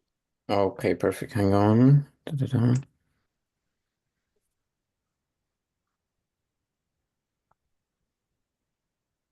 Yeah, I think I am ready then. You are live. 5 minutes to go. Perfect. Thank you. All right. I'm here to present the proposal for cexplorer.io, which is a developer-focused blockchain explorer for Cardano. Our goal is to strengthen cexplorer as a core infrastructure tool, supporting developers, SPOs, and researchers with fast, transparent, and actionable on-chain data. We are applying under the core budget category with a focus on improving the developer and user experience. And this proposal that I will talk about later supports the technical steering committee priorities by enhancing access to blockchain data, developer tools, and protocol transparency. EVL statistics shown by the cexplorer, which is probably the best Cardano explorer I've come across. Right now, we believe that Cardano lacks a robust developer-first explorer. Most existing tools don't offer the real-time depth, insights, or flexibility that developers need. And cexplorer tries to solve this with fast performance, deep data access, and APIs designed for building and analyzing smart contracts, stake pools, and on-chain apps so far. So why Sea Explorer? We've evolved from ADA pools, and Sea Explorer is now live, stable, and trusted. We are registering in the past 12 months anywhere between 30 to 50,000 monthly users, which means we are not in the prototype, let's say, cycle, but we are essential platform used every day by people building on Cardano. Our goal with this proposal is twofold. One is to maintain and scale the platform with high uptime and fast updates. And the second one is to reduce the reliance on advertising and continue offering free APIs. So we believe that this is the way how users would like to see such developer and user-friendly blockchain explorer. Right now, ads help us stay online, but they limit our ability to grow. The funding lets us focus on development, not monetization. We are asking in this proposal for 266,000 ADA. That will be split into 4 milestones over 18 months. Milestone 1, anywhere here, would be for maintenance, protocol updates, support, and usage analytics. Milestone 2 would focus on improved token and address view and API performance. Milestone 3 would focus on developer tools, backend scaling, and SPO insights. And milestone 4, which would be the finalization, the final features, documentation, and long-term sustainability setup. It is better addressed in the proposal itself. Here, I'm just trying to just look at a, let's say, big goal for each milestone. During the funding period, we plan to minimize ads and introduce moderate monetization, like optional paid API plans. But like I said before, our goal is to make sure that Sea Explorer is free and ad-free and free for developers to use any APIs.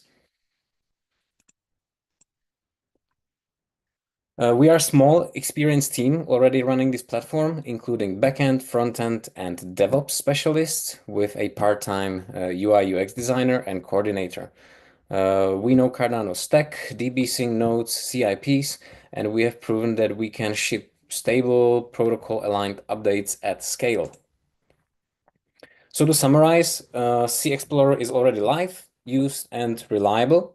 This proposal helps us improve performance, reduce ad reliance, and keep APIs free, all while continuing to support developers, SPOs, and researchers. And here I'll give you a little glimpse, if I manage to do so, of, oh yeah, here's the proposal on the GovTools. And if I manage to do so, yeah, I would like to give you a little glimpse of how the new Sea Explorer v2 will look like. And that's basically the v2 will be launching in about a month. And that's basically where we want to make it ad-free. And yeah, my time's run out. Thank you. Yes, thank you. Spot on, Mika. And there's already questions coming. There are questions coming in the chat. Is Sea Explorer open source? Yes, the front end is open sourced. Will be it is open source now. It will be open sourced on its front end. What is not open source is the back end. Okay, thank you. And then there's a comment from Kevin. It's a very valuable Explorer. This might be best seen as tooling rather than core, though. Just a comment. And then there's a question from Alex. Why did Sea Explorer miss adding proper support for the last hard fork governance? Yeah, so this is what we are preparing for the Sea Explorer v2. It would take us way too much effort to implement it for the existing v1, but you can now see it on v2, which will be launched very soon. We didn't want to, let's say, build on two fronts. We'd rather rebuild the whole backend and front end for v2, and the governance support will be present over there. As you may, I'm not sharing anymore, right? Yes, you are. You are showing your perfect state. Yeah. Okay, so basically we've got a governance support right here. It is not fully functional yet. We still need to test it, but basically the governance support will go live, I hope, sometime next month. Okay. All right. And do you want to add something to Kevin's question about this would be seen as tooling rather than core? Can you comment on that one? Yeah, again, could be. I guess there could be two different viewpoints. I read through the categories. I think it more fits into the core, but yeah, I mean, if I don't have a set opinion. Maybe you're right, Kevin, actually. I'm not sure about it. That's okay. That's okay. We're here to look at different perspectives. Thank you. Any other questions, comments, pluses? What did you like about this proposal? What questions do you have? We want to hear from a wide point, a different point of views. And then there's Lloyd. Treasury spending to reduce advertising will not lead to a more sustainable business model. What is the value of keeping the API free versus charging for it as your monetizing option? Okay, let me read through the question again. It's the last one. Chat. Yeah. Yeah, basically, even now, currently, the model is somewhat sustainable. I have to admit that due to our revenues mostly coming from ADA, we are heavily reliant on the rate of ADA to US dollar. And I have to admit that we had to cut some expenses, and that kind of made our progress much, much slower than we were anticipating. So you're right, this is definitely like any additional income would not make this model more sustainable. But again, we were able to kind of make it sustainable through our ads and paid APIs in the past couple of years. So this will just make it, let's say, sort of neater and better looking without ads for the users for the period of this building. But you're right, this is definitely not necessarily leading to more sustainable situation later on. Yeah. Great. And then I think we can take one more from Ken-Erik. The devlog at the cexplorer.io, is that updated? Do Cardano Foundation help economically? We don't have any economical help from Cardano Foundation. And the devlog, is that updated? I'm not 100% sure. I would need to ask my CTO. I'm unfortunately unable to answer this question. That's fair enough. Fair enough. Thank you. Keep your questions and pluses coming. If there's anything that inspired you, you've anything that is on your mind that you wanted to address regarding this proposal.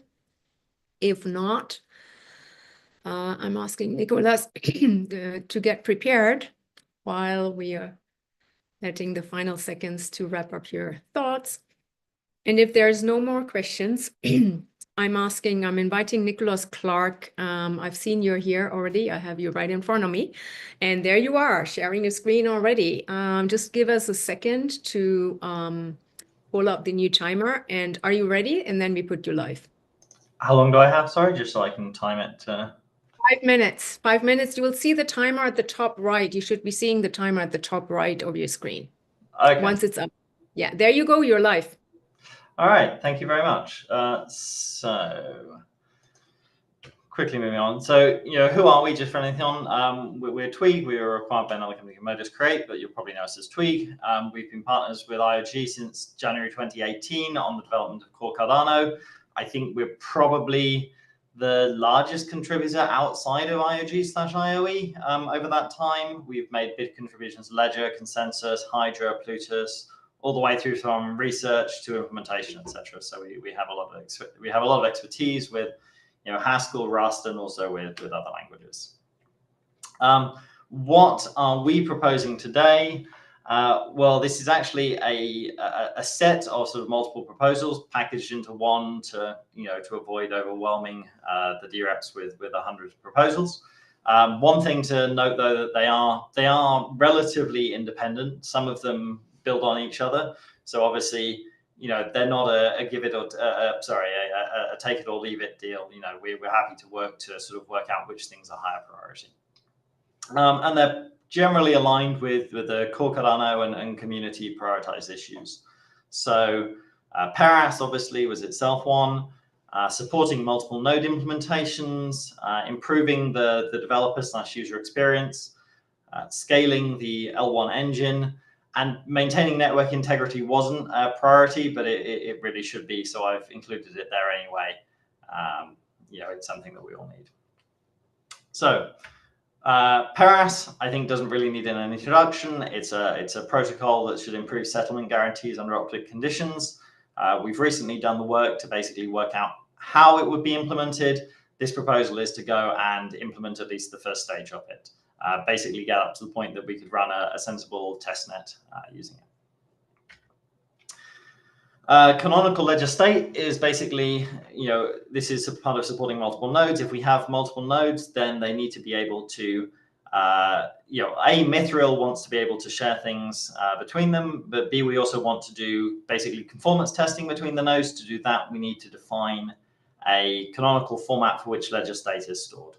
This was like a big thing that came up from the node diversity meeting in Paris. We already had this proposal in before then, so this proposal is to go and do that. Building on top of that, we then have ideas for basically building black box ledger conformance testing. So the ledger is effectively a very complicated, pure function that every single node that gets implemented needs to implement, bitwise identically. So this proposal is to build a suite of conformance tests and the infrastructure to help other nodes use those conformance tests to verify that they have a conformant ledger. Same thing for consensus, basically. We already built some tooling for Genesis that should make it quite compatible to do that. This is proposed to go and build a consensus testing suite so that other nodes can effectively make sure that they're running the exact same version of the consensus protocol.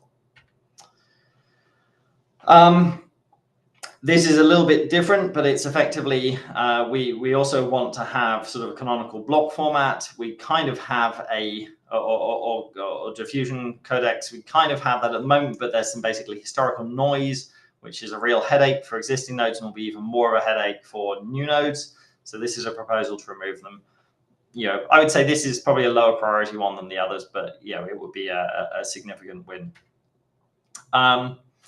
Then on developer user experience, we're proposing building a Plutus script evaluator. The idea for this is effectively making it easier for DApp developers to monitor things on chain related to their scripts and to assemble then all of the relevant context necessary to analyze those off chain. So you can sort of see it as like somewhere between a chain follower, but also an emulator that you can use to validate your things off chain. Speaking of an emulator, we put a proposal to maintain Cardano node emulator. I'm not going to talk much about it. I'm running out of time. A block hole / hoarding node.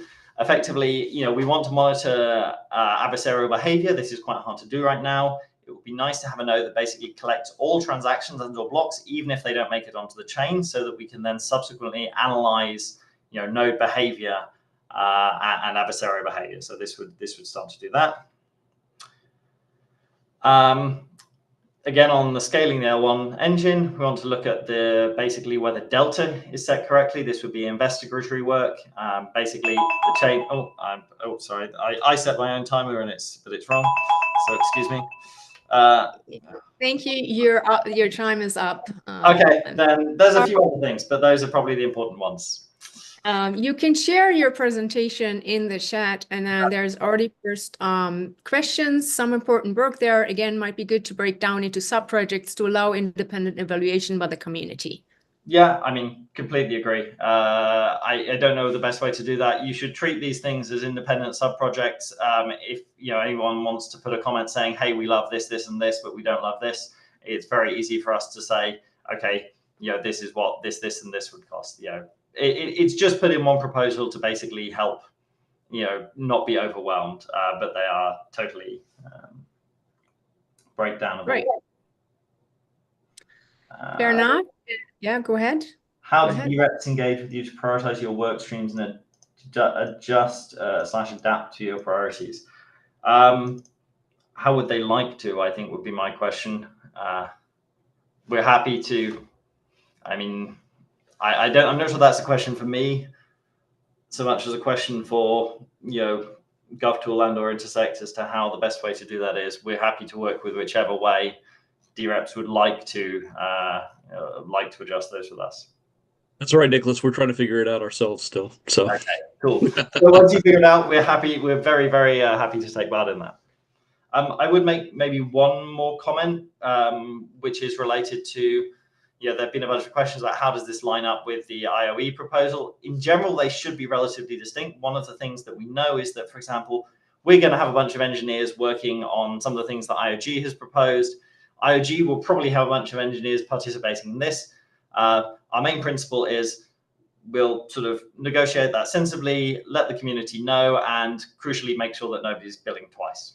So it might be that, we basically trade engineers and we say, hey, look, we traded engineers in this case. But we'll obviously be fully transparent as to who's working on what and how much time they spend, and make sure that that's adjusted in that way. Great. Yeah, lots of comments in the chat, very supportive of this proposal. Then there's Chris is also answering some questions. Please, to the audience, if you have anything to say, please keep it coming. Can you share the presentation? Yes, again, if you have any presentations to share, put them in the chat. Please add the name of your proposal so we know where to allocate it later. So lots of engagement here. Question about Paras. Is this what have you achieved so far and what further work is needed beyond this proposal? Yeah, so what have we achieved so far? Basically, we have a design for implementation, let's say. So there was a whole workload of work done by IOE's innovation team. They did some very, very nice prototyping work. We then took that and turned that into how would it actually work implemented in Cardano. We have a fairly solid design for that now. The next step of the work would be to effectively implement, what we're proposing is to implement enough of that to get a testnet running, which isn't quite the entirety of Paris. We're not proposing to do the crypto work, largely because we're not cryptographers. We could amend the proposal and we probably would need IOE's help to add, maybe some of their cryptographer resources onto this if we wanted to do that at the same time, but we don't necessarily need that for a testnet. And we're also not proposing to deal with historical certificates, which would be needed for ultimately doing that. But that would be effectively the next set of work would be doing enough of the implementation that we could get a testnet running so that SPOs could engage with this, so that users could engage with this and see, is this providing a lot of value for you? Right, thank you. We have, do you have any plans for returning funds to the treasury if they are not spent? It's not something I think we thought about, but I don't, if that's or maybe Chris can field this one. Yeah, so all funds that are not used will be returned to the treasury. Okay, cool. Or using them for anything. And we are milestone based, so there won't be anything paid out in advance. So as we complete, the delivery assurance team confirms it, then the payments will be done. Okay. All right. We have a few seconds left. There's anything, yeah, that's actually incredible. I think that's a good, on that incredible note, I think it's a good time to take a break. We are going to break for 10 minutes. Take your eyes off the screen, and then we have 4 more proposals, and we are in good time. So thank you for staying with us, and I see you in 10 minutes.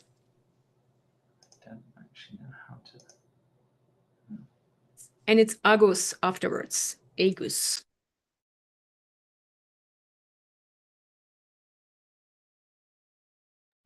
Team meets in the room. Thank you.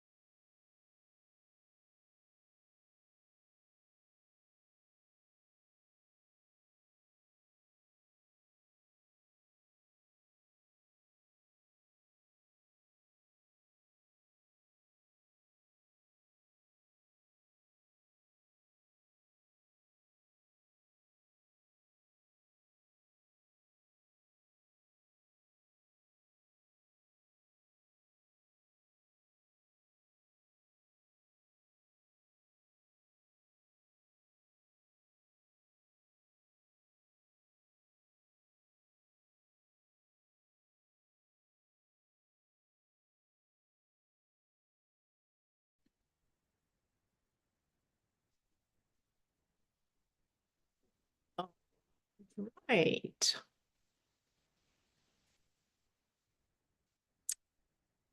And let's give it, yes, welcome back. I hope you were able to stretch your legs and get your eyes off the screen. And I am hoping that Agus is in the room. Oh, how wonderful. Well prepared. ZK Bridge, let me know when you're ready to present and we'll... Hello. Can you hear me? We can hear you and we can see in your screen share. Fantastic. Yes. We are ready also together with Carolina Lang. I am trying to make a short presentation. Basically, my name is Agus. Thank you so much for this opportunity.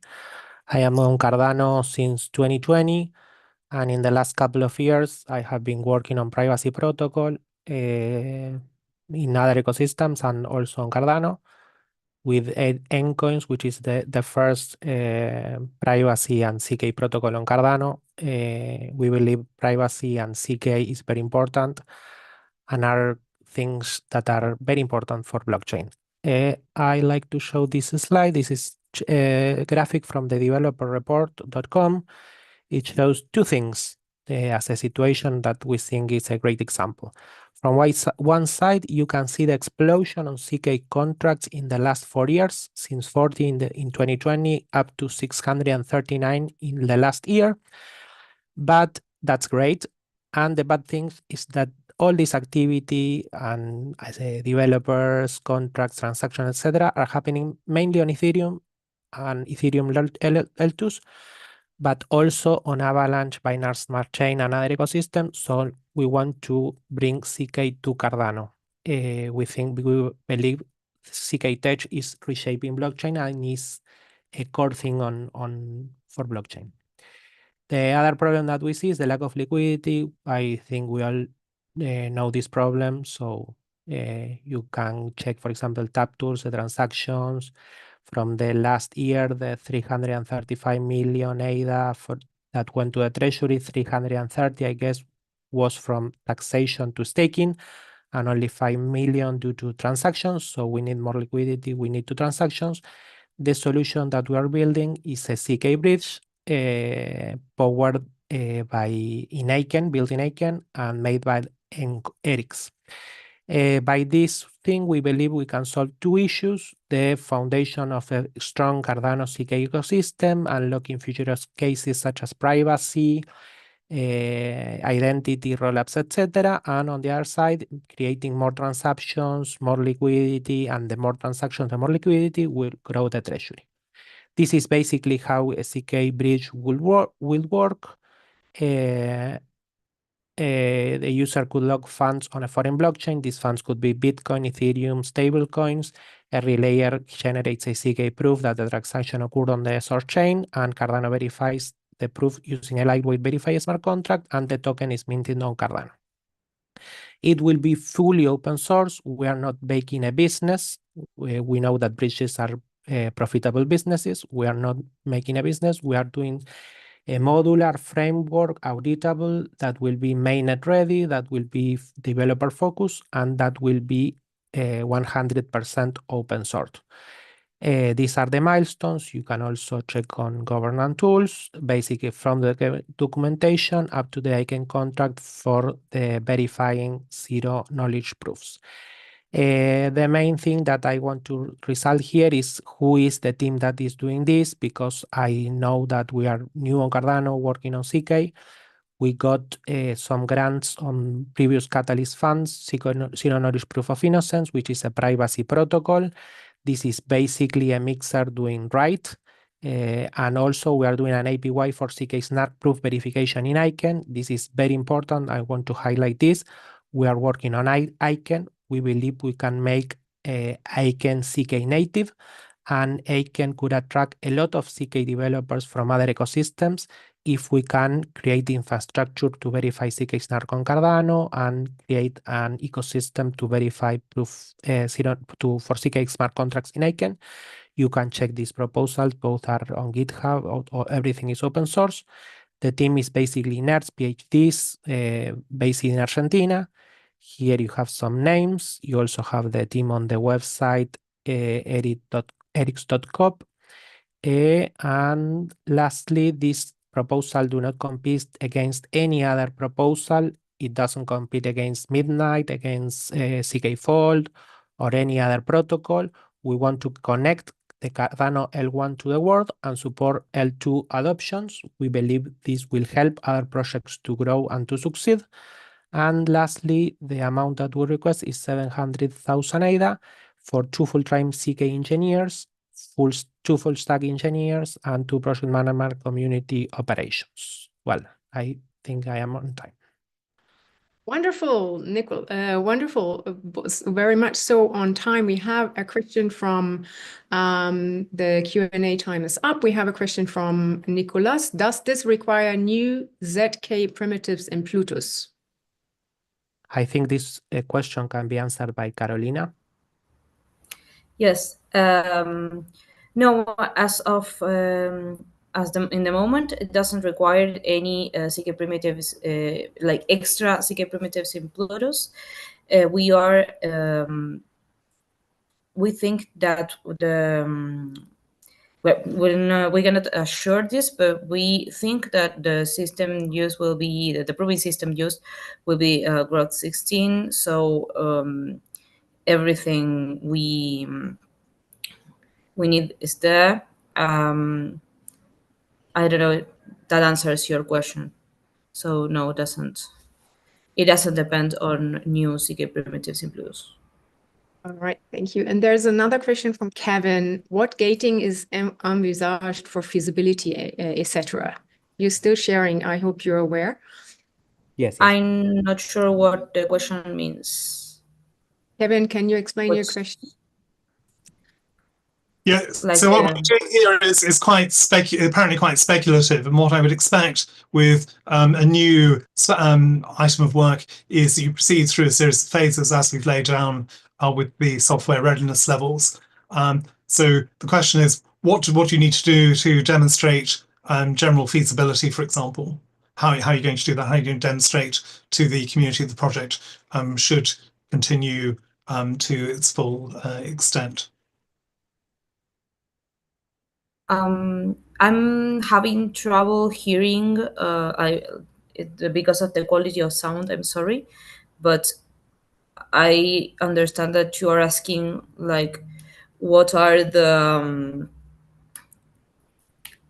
technical specifications of the project for you to review or something like that, or I understood. I'm not sure if I understood you well. Sorry. Yeah, it's more about critical milestones and what and how feasible the project is. Okay. Agus, can you put the slide that has the milestones? I think it's 6 maybe, or thank you. 5 miles, yes. Okay, thanks. Okay, these are the milestones for the project.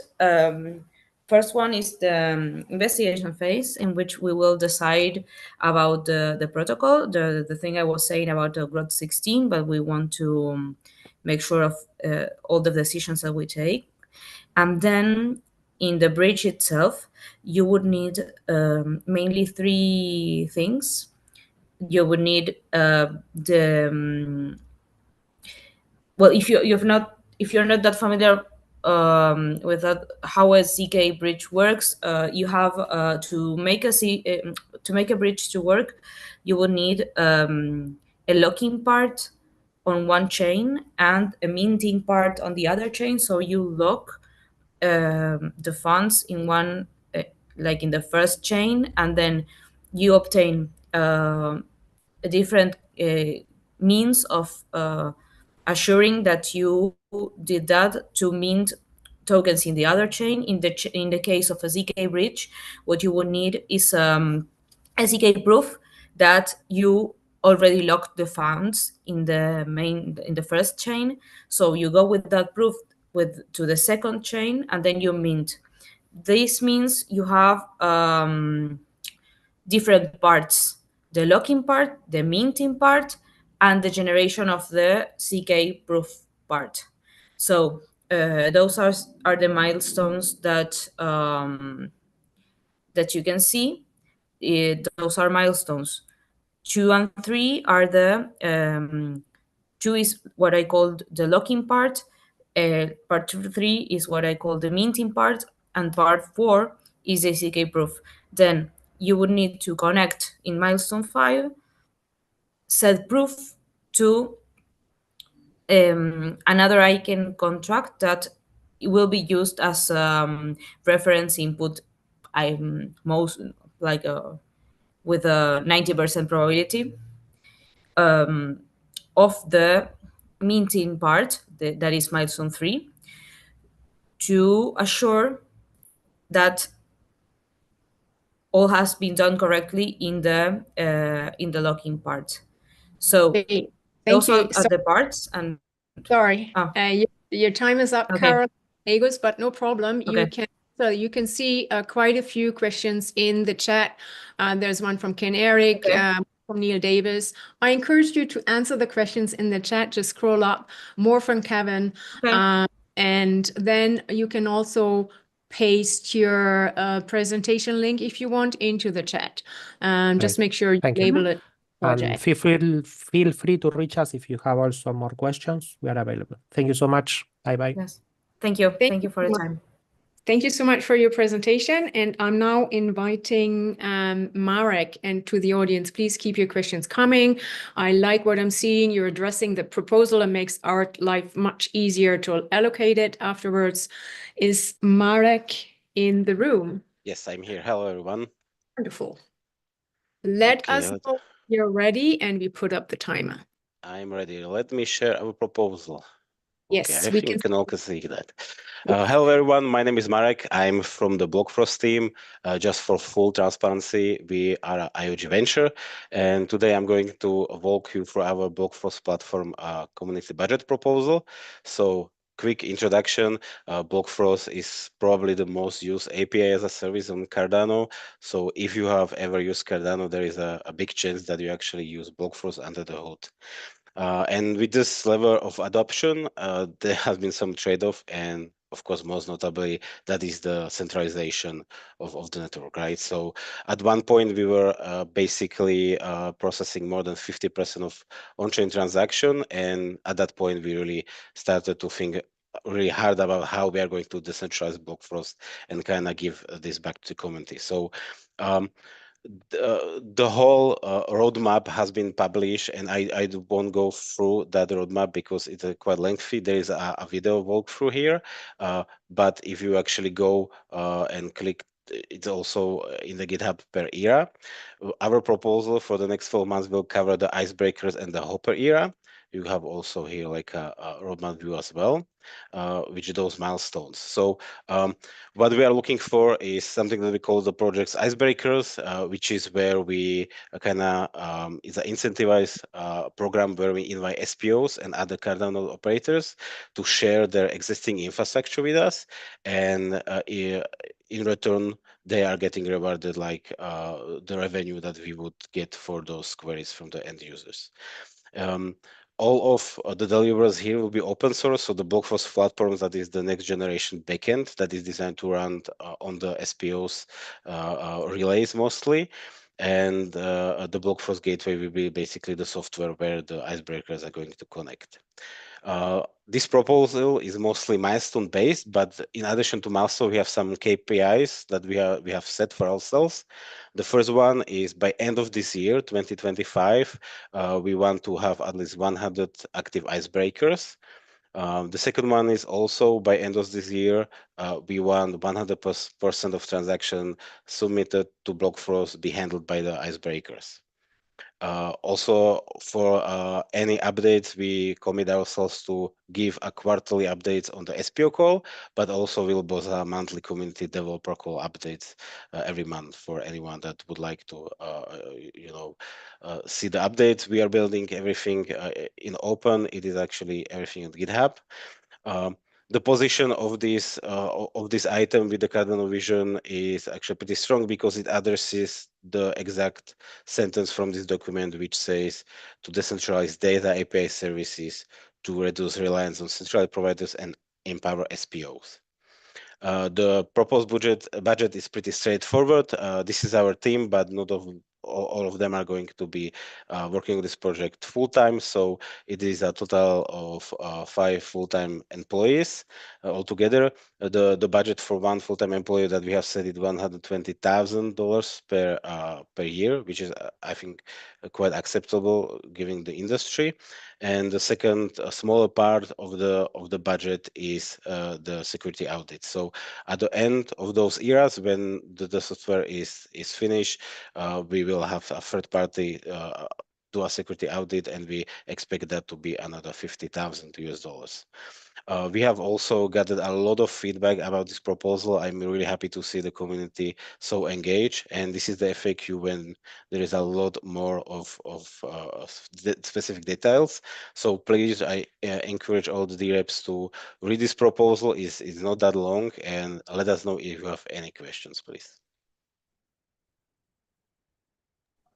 Spot on. Thank you so much, Marek. And the floor is open to the audience. I have already, did I see a question in the chat? Not yet. Please raise your pluses. What inspired you about this proposal? What did you like? What questions do you have? Okay, so Thomas, the proposal mentions SBOs earning a share of the revenue, but lacks specifics on how this share is calculated, distributed, and what percentage of the total BlockFrost revenue pool it represents. Could you please elaborate on this? Yeah, definitely. So this is also one of the questions of FAQ, but at the moment, if you go to the BlockFrost IO, you'll see like we are charging about 4 ADA per 1 million of requests. And basically, this is what the SPOs are going to earn. At this moment, we have a minimum threshold of participation because we are not putting all the production traffic to the SPOs right now. So the minimum pardon, not you, but the SPOs is learn is set as $20 a month. And if that exceeds, like if the SPO in questions is actually giving more of those requests, then it is calculated exactly by that price. Of course, in the future, we may be looking at introducing some tax. I can imagine, but once all the revenue is basically shared with the SPOs, we still have that cost of running the gateway. And at that, it's still like in the future, right? It's not in the scope of this proposal, but I envision we will go on the route to basically tax those proposals or have like a DAO setup of the SPOs to basically share the cost of running the infrastructure for the gateway itself. Great, thank you. We also have a question from Kevin. Does Mithril provide an alternative? So no. So Mithril is used basically just to start up the node, right? But you don't have all the indexing data, right? So what you have in the node, you don't have basically you need to reply everything in order to index the data, or also for Istacle to provide it. So we are actually using Mithril to bootstrap the node for the SPOs. Great. And then there's a question from Lloyd. Will this system be self-sustaining after development or deployment, or will it require future treasury funds? So that's a really good question. And to be honest, that's also the one in the FAQ. And at this moment, I don't know. So we are also like potentially thinking about other like revenue streams. For example, if we found a DAO and part of that tax will go there, not only for operation, but also development and mostly, I think, maintenance on this platform. So at the moment, we don't have that information yet. So we'll see what's in the future. Fair enough. There's a question from Kinetic. Voting yes for BlockFrost, the L0 backbone of Cardano. But hold on. But what is the contingency plan if Hydra integration faces delays, and how will this impact the overall timeline and deliverables? Anyway, cool to get micropayments. So the question was, what is the contingency? Yes, so like, so at the moment, we actually basically can use Hydra right now. because the SPOs are already running the Cardano node, right? The only thing that can impact the deliverability is something that we call the Hydra Light mode. So this is when the Hydra client basically connects to BlockFrost first in order to bootstrap on the client side. And we need this because on the client side, of course, you don't want to run a full Cardano node. This is a feature that the Hydra team is actually been working for almost a year now, and it's almost finished. So by the time we will have to use it, I'm pretty certain it's going to be finished and ready to use. Great. We have a few seconds left. Anyone else wants to raise a positive comment or a question? You can also use your hands, but now we're almost out of time. And as we're waiting for maybe more, I'm asking Mika for the rewrite proposal to get prepared. I see Kevin, Mitchell could supply indexing data, but a tool needs to extract that. Yeah, definitely. But the problem is like right now, the size of the current blockchain is 2 terabytes in a Postgres database. So I don't see a lot of SPOs wanting to put that extra hardware effort on that for the space at this moment. Of course. So Yeah. sorry. Of course, in the future we will, and that's for the next year. We'll have to actually think about like specific sub-indexing of Cardano data, right? Because with some scaling solution, we will get into terabytes of data, and no one will want to run that. Thank you. Sorry. Right. Thank you so much. And I'm asking Mika for the Ledger app rewrite. Are you here? I know you've already presented before. Please get yourself, can you please voice, there you are, right in front of me. Is that Mika Petro? Yes, I'm still here, and I think I already mentioned. Sorry, I didn't know I will have to present also this separately, so I already mentioned. But I will very quickly also direct this. So let me share my screen. Yes, let us know when you're ready, and I put up the timer. We put up the timer. We can see your screen is coming. You're right here. Yes, screen is on. Yep. Okay. So, You're live. yeah. As I already mentioned in my previous presentation, so this is in a synergy with the hardware wallets maintenance project. Back in 2018, when the Ledger Cardano application was developed, there was no standard for embedded application UI, and basically each Ledger application was developed differently. And we chose some way how to create the UI in the Ledger app, but over the years this changed, and now all the big Ledger apps are somehow standardized. And the non-standard user interface is causing issues for users because simply the Cardano Ledger app is behaving differently than the other applications. So for people who are using just Cardano, it's not a big issue, but for people who are using also other blockchains, it's an issue. And this is one problem. And the other problem that we have here is that this UI is not compatible with the Ledger testing suite. And that is causing a lot of development problems, because with each update, it has to be kind of manually optimized to work with Ledger testing suite. And this is causing delays in the development and also delays in the release process, because Ledger is basically reviewing all the code that is being implemented for the Cardano app. And this incompatibility is causing problems for them. And this is resulting in several months or even half a dozen months waiting time for them to review it. Ledger suggested that this whole UI and the whole Ledger app will be reworked in order to be compatible.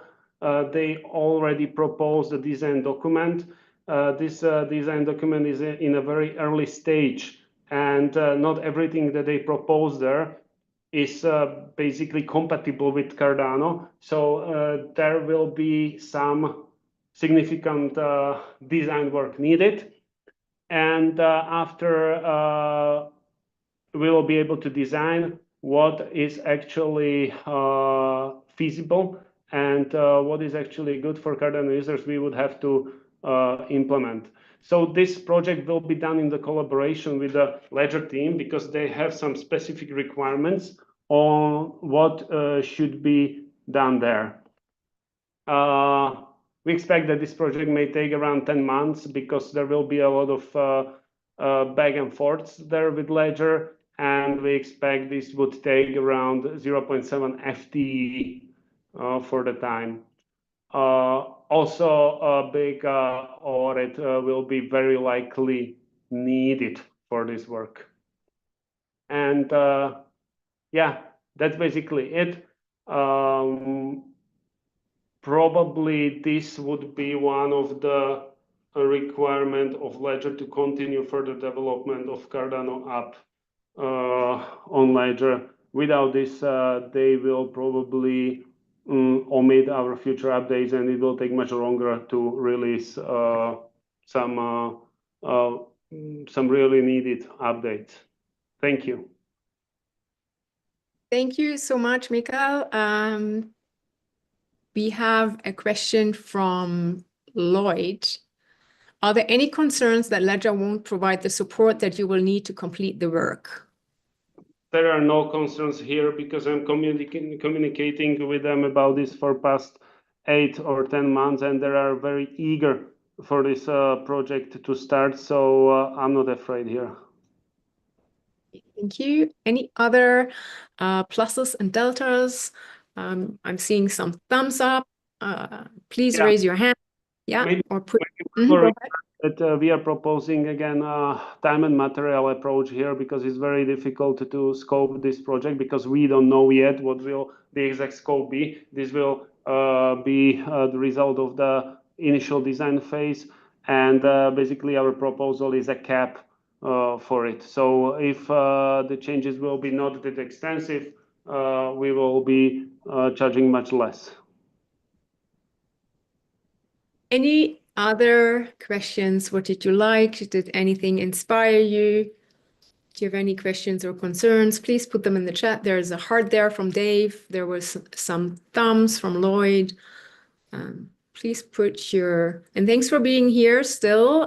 We have one more proposal to go, and I'm happy that you're still here. Please bear with us. So I'm giving it a few more seconds for folks to wrap up their thoughts. Maybe there's something you want to say. Yeah, my email is published on the Golf Tools. So if there are any questions, feel free to post a message there or feel free to reach out by email. Wonderful. So it looks like there's no more input here. And with that, I'm going to ask our last presenter, which is not on a core. This one is under research. And it is going to be Ben. And the project is called Indigenous, hold on. Sorry, now Indigenous DAO Toolkit. And I know Ben is here because I just admitted him to the room. There he is, right in front of me. Ben, let us know when you're ready. Yeah, hi. We're putting up a 5-minute timer. Once you're ready, oh, I can see your screen is coming up. There you go. Yes. Okay. Perfect. Amazing. And live. There you go. Cool. Kia ora, everyone. Hello, my name is Ben. I've got the pleasure of presenting last today, mainly because we're presenting from the Southern Hemisphere, and I don't think we could get anybody to the Southern Hemisphere presentations, so they're tagging me on here. So they saved the best to last, I'm sure. Anyways, I'd love to talk to you about our Treasury proposal called Indigenous DAO Toolkit. Now, this is sitting under research and design and development. Doesn't address the core, but yeah, I'm really privileged to be here presenting on behalf of our team. So what is the problem that we're addressing? Well, we believe that there is a product market fit for Cardano. That's the problem that we want to address. And it really asks the question of like, who are the tools built for? I think that with a lot of what we're building, it assumes that users are crypto native individuals, that the tools are very, don't really reflect existing systems. They're kind of forcing communities or groups to adopt these new systems of operating without being able to implement their existing practices and cultures. There's also really complex interfaces and difficult onboarding processes. And really the tools, while they're great at what they do, they don't really have the diversity in which we need for communities to be able to adopt them. And so we are introducing a solution to that called the Indigenous DAO Toolkit. Now, we are developing and building for our own communities first, and we've been doing this work for a while now. But it is a toolkit essentially for DAOs and for all collective operations. And we're talking about not just tools that are made for collectives, not just the coders. We've got a proposal to develop kind of a 4-layer infrastructure, which is the Mato protocol, which is essentially saying that we think that the tooling needs to be built upon a core identity and relationship protocol to enable lots of different dApps and tools to be to interoperate and provide a lot of functionality. We think that there's some core services that need to be built on top of that, including voting, storages, and tokens. That with those 2 core pieces of infrastructure, we'll then be able to build things like wallets and dashboards and other treasury apps. And lastly, we think that there's a big gap that's also missing, which is providing training for communities to be able to adopt these types of tools and all other sorts of services and resources. So the budget, we're budgeting, not just for deployment, but we want to be really successful on this. The budget is requesting 2.2 million in ADA. Most of that is going towards the personnel costs of 1.7 million. There are some operation and overhead costs as well that we're considering. And so what's the value to Cardano? Why would you support this? Well, we think that if we are successful with this project, and we believe that we can be, that we'll be able to provide the tooling to onboard large groups with billions of value. That's talking about real world adoption. There's much needed research and innovation here of being able to actually bring existing communities into this tooling. There's the ability to do sustainable transaction growth. If we can onboard entire communities, we're talking about entire markets and activity. And I think that there's much needed data for us to try to figure out how do we actually do community adoption in large populations. So this is, I think, really worth the investment. We've been doing this for a long time. We've been working on community tooling for, I think our team have been together, we've been through 7 years, but some of us have also been working separately on other projects. Here's a list of the community tools and protocols that we have been building. And this is specifically mostly focused around communities, around collective decision-making, different protocols that we've built from the peer-to-peer sector. And we've also have a team built upon community administrators. Some of us are administrators and leaders within our own tribal communities, and also have representatives at the Cardano that have been participating in Cardano constitution development. So phase 1, we're looking at building the foundations, looking at the core, the MVPs, and SDK for more development and more onboarding tools as well. And we believe we'll be able to get to a testnet within phase 1, within the first 12 months. But we're also thinking about a longer journey here. We know that we'll be implementing some core infrastructure in Foundation 1, be deploying to mainnet and phase 2 within our year 2 is what we're looking to move into. And then year 3 will be essentially scaling that up and trying to onboard more communities and build better tooling specifically around the economics. So why now? Well, we think that this is an important chance for Cardano to lead with purpose. We think that we can create new markets while supporting community development. We think we can onboard entire populations. Last slide, so I'll wrap up. For their transaction. I have to hard cut, just to be fair, because I did this with others as well. So sorry, Ben. Happy to come down and do some on-site presentations. There is a question in the chat, DAO toolkit. Any changes needed to layer 1, new Plutus primitives?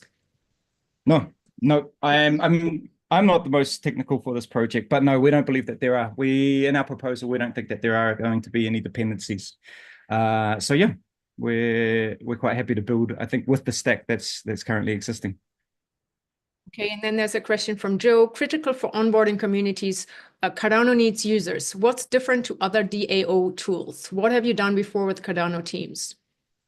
So we've done a lot of work around we've actually done a pilot project that's leading us towards this trajectory of, can we build registration systems for entire communities using DIDs and VCs?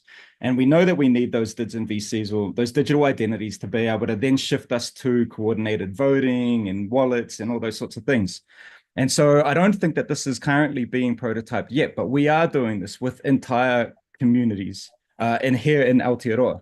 But there's interest across, there's, some 500 million indigenous populations, and, I think made up of thousands of different groups that are all looking for tools around their governance and decision-making and registration systems. And so we believe that this tooling that essentially can distribute all of that towards community leaders and community administrators. We think that it's a massive opportunity to be explored, and we believe that we're the ones to lead it. Wonderful. And then there's a question from Lloyd. Are you requesting the multi-year income in the first year ask, or is this split over multiple requests? That's a split up over multiple requests. So this is for phase 1 only. We're looking at the 12-month project of, for 2.2 million. And if successful, we'll come back for year 2 and 3. Okay. Great. Thanks. Question from Joe. How long is your track record for delivery with Project Catalyst? With Project Catalyst, we've been delivering projects for the past 3 or 4 years.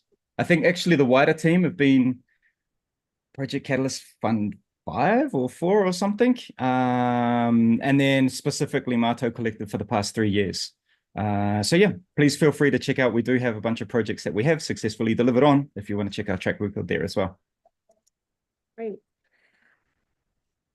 We still have a few minutes for questions.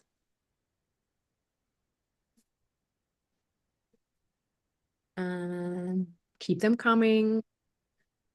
You're still sharing your screen, Ben. That's okay for me. Just saying, okay, there you go. Feel free to, check out the full proposal, visit the website for any more information. Okay, if you want to put your slide links in the chat, you're welcome to do so. We pick it up from there. I'm asking the community, any hands raised, any questions, anything that inspired you? Web link, there's a question for the web link from Joe. Absolutely. Another question, do you have a revenue model for self-sustaining? Absolutely. We think that there's a lot of different models that we can explore once we get to that point. The simple ones being fees on different transactions within the using of the toolkit. We think that there'll be all sorts of different models, subscription models built around some of the DAO tooling that we expect to see. There's lots to be explored. It's still really early stages, and we'll do that as we get to those points. But yeah, there's lots of potential there to be explored. For sustainability, obviously. Yeah. Right. Wonderful. Right. Beautiful. Any other? Well, we still have a minute, so let's see if someone has another thought on this proposal. Then I know it must be your early morning. So let's just see if there's anyone else. But it seems those were the comments for your pitch. Thank you very much for showing up, presenting here. Everyone, as we are going to the close of today's workshop on core, mainly on core, please remember to put your proposal reviews and submit your proposal reviews. We are going into reconciliation workshops this weekend, and we hope to see you there. There's another question from Joe, actually for you, Ben, and you might want to answer those questions in the chat. And then shortly, I will also put a link to a workshop feedback Mentimeter slide, just 3 quick questions if you want to add your feedback on the workshop, you can do that here. This is the last sort of workshop of the series. We have one more for the Eastern Hemisphere coming up. So if any of your peers or connections wants to join, that is in a couple of hours, also on core. Yeah. And with that, I invite you to fill in the Mentimeter and any one word closing comment you want to leave in the chat.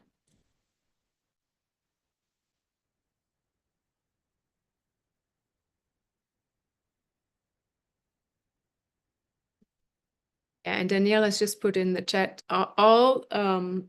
we've captured your questions in the document together with the proposal pitch links.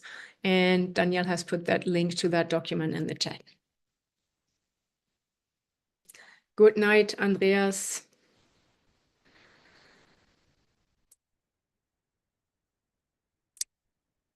Any other comments? Thank you, Ben. And with that, one more word. Someone, we have 28 people in the room. If not, yes, Agus, thanks, you're welcome. And I think that's a good, on that note, we will close, apropos Nicholas, thanks, we will close for today. I'm going to end the live stream. And I hope to see you all soon in the reconciliation workshop. And I see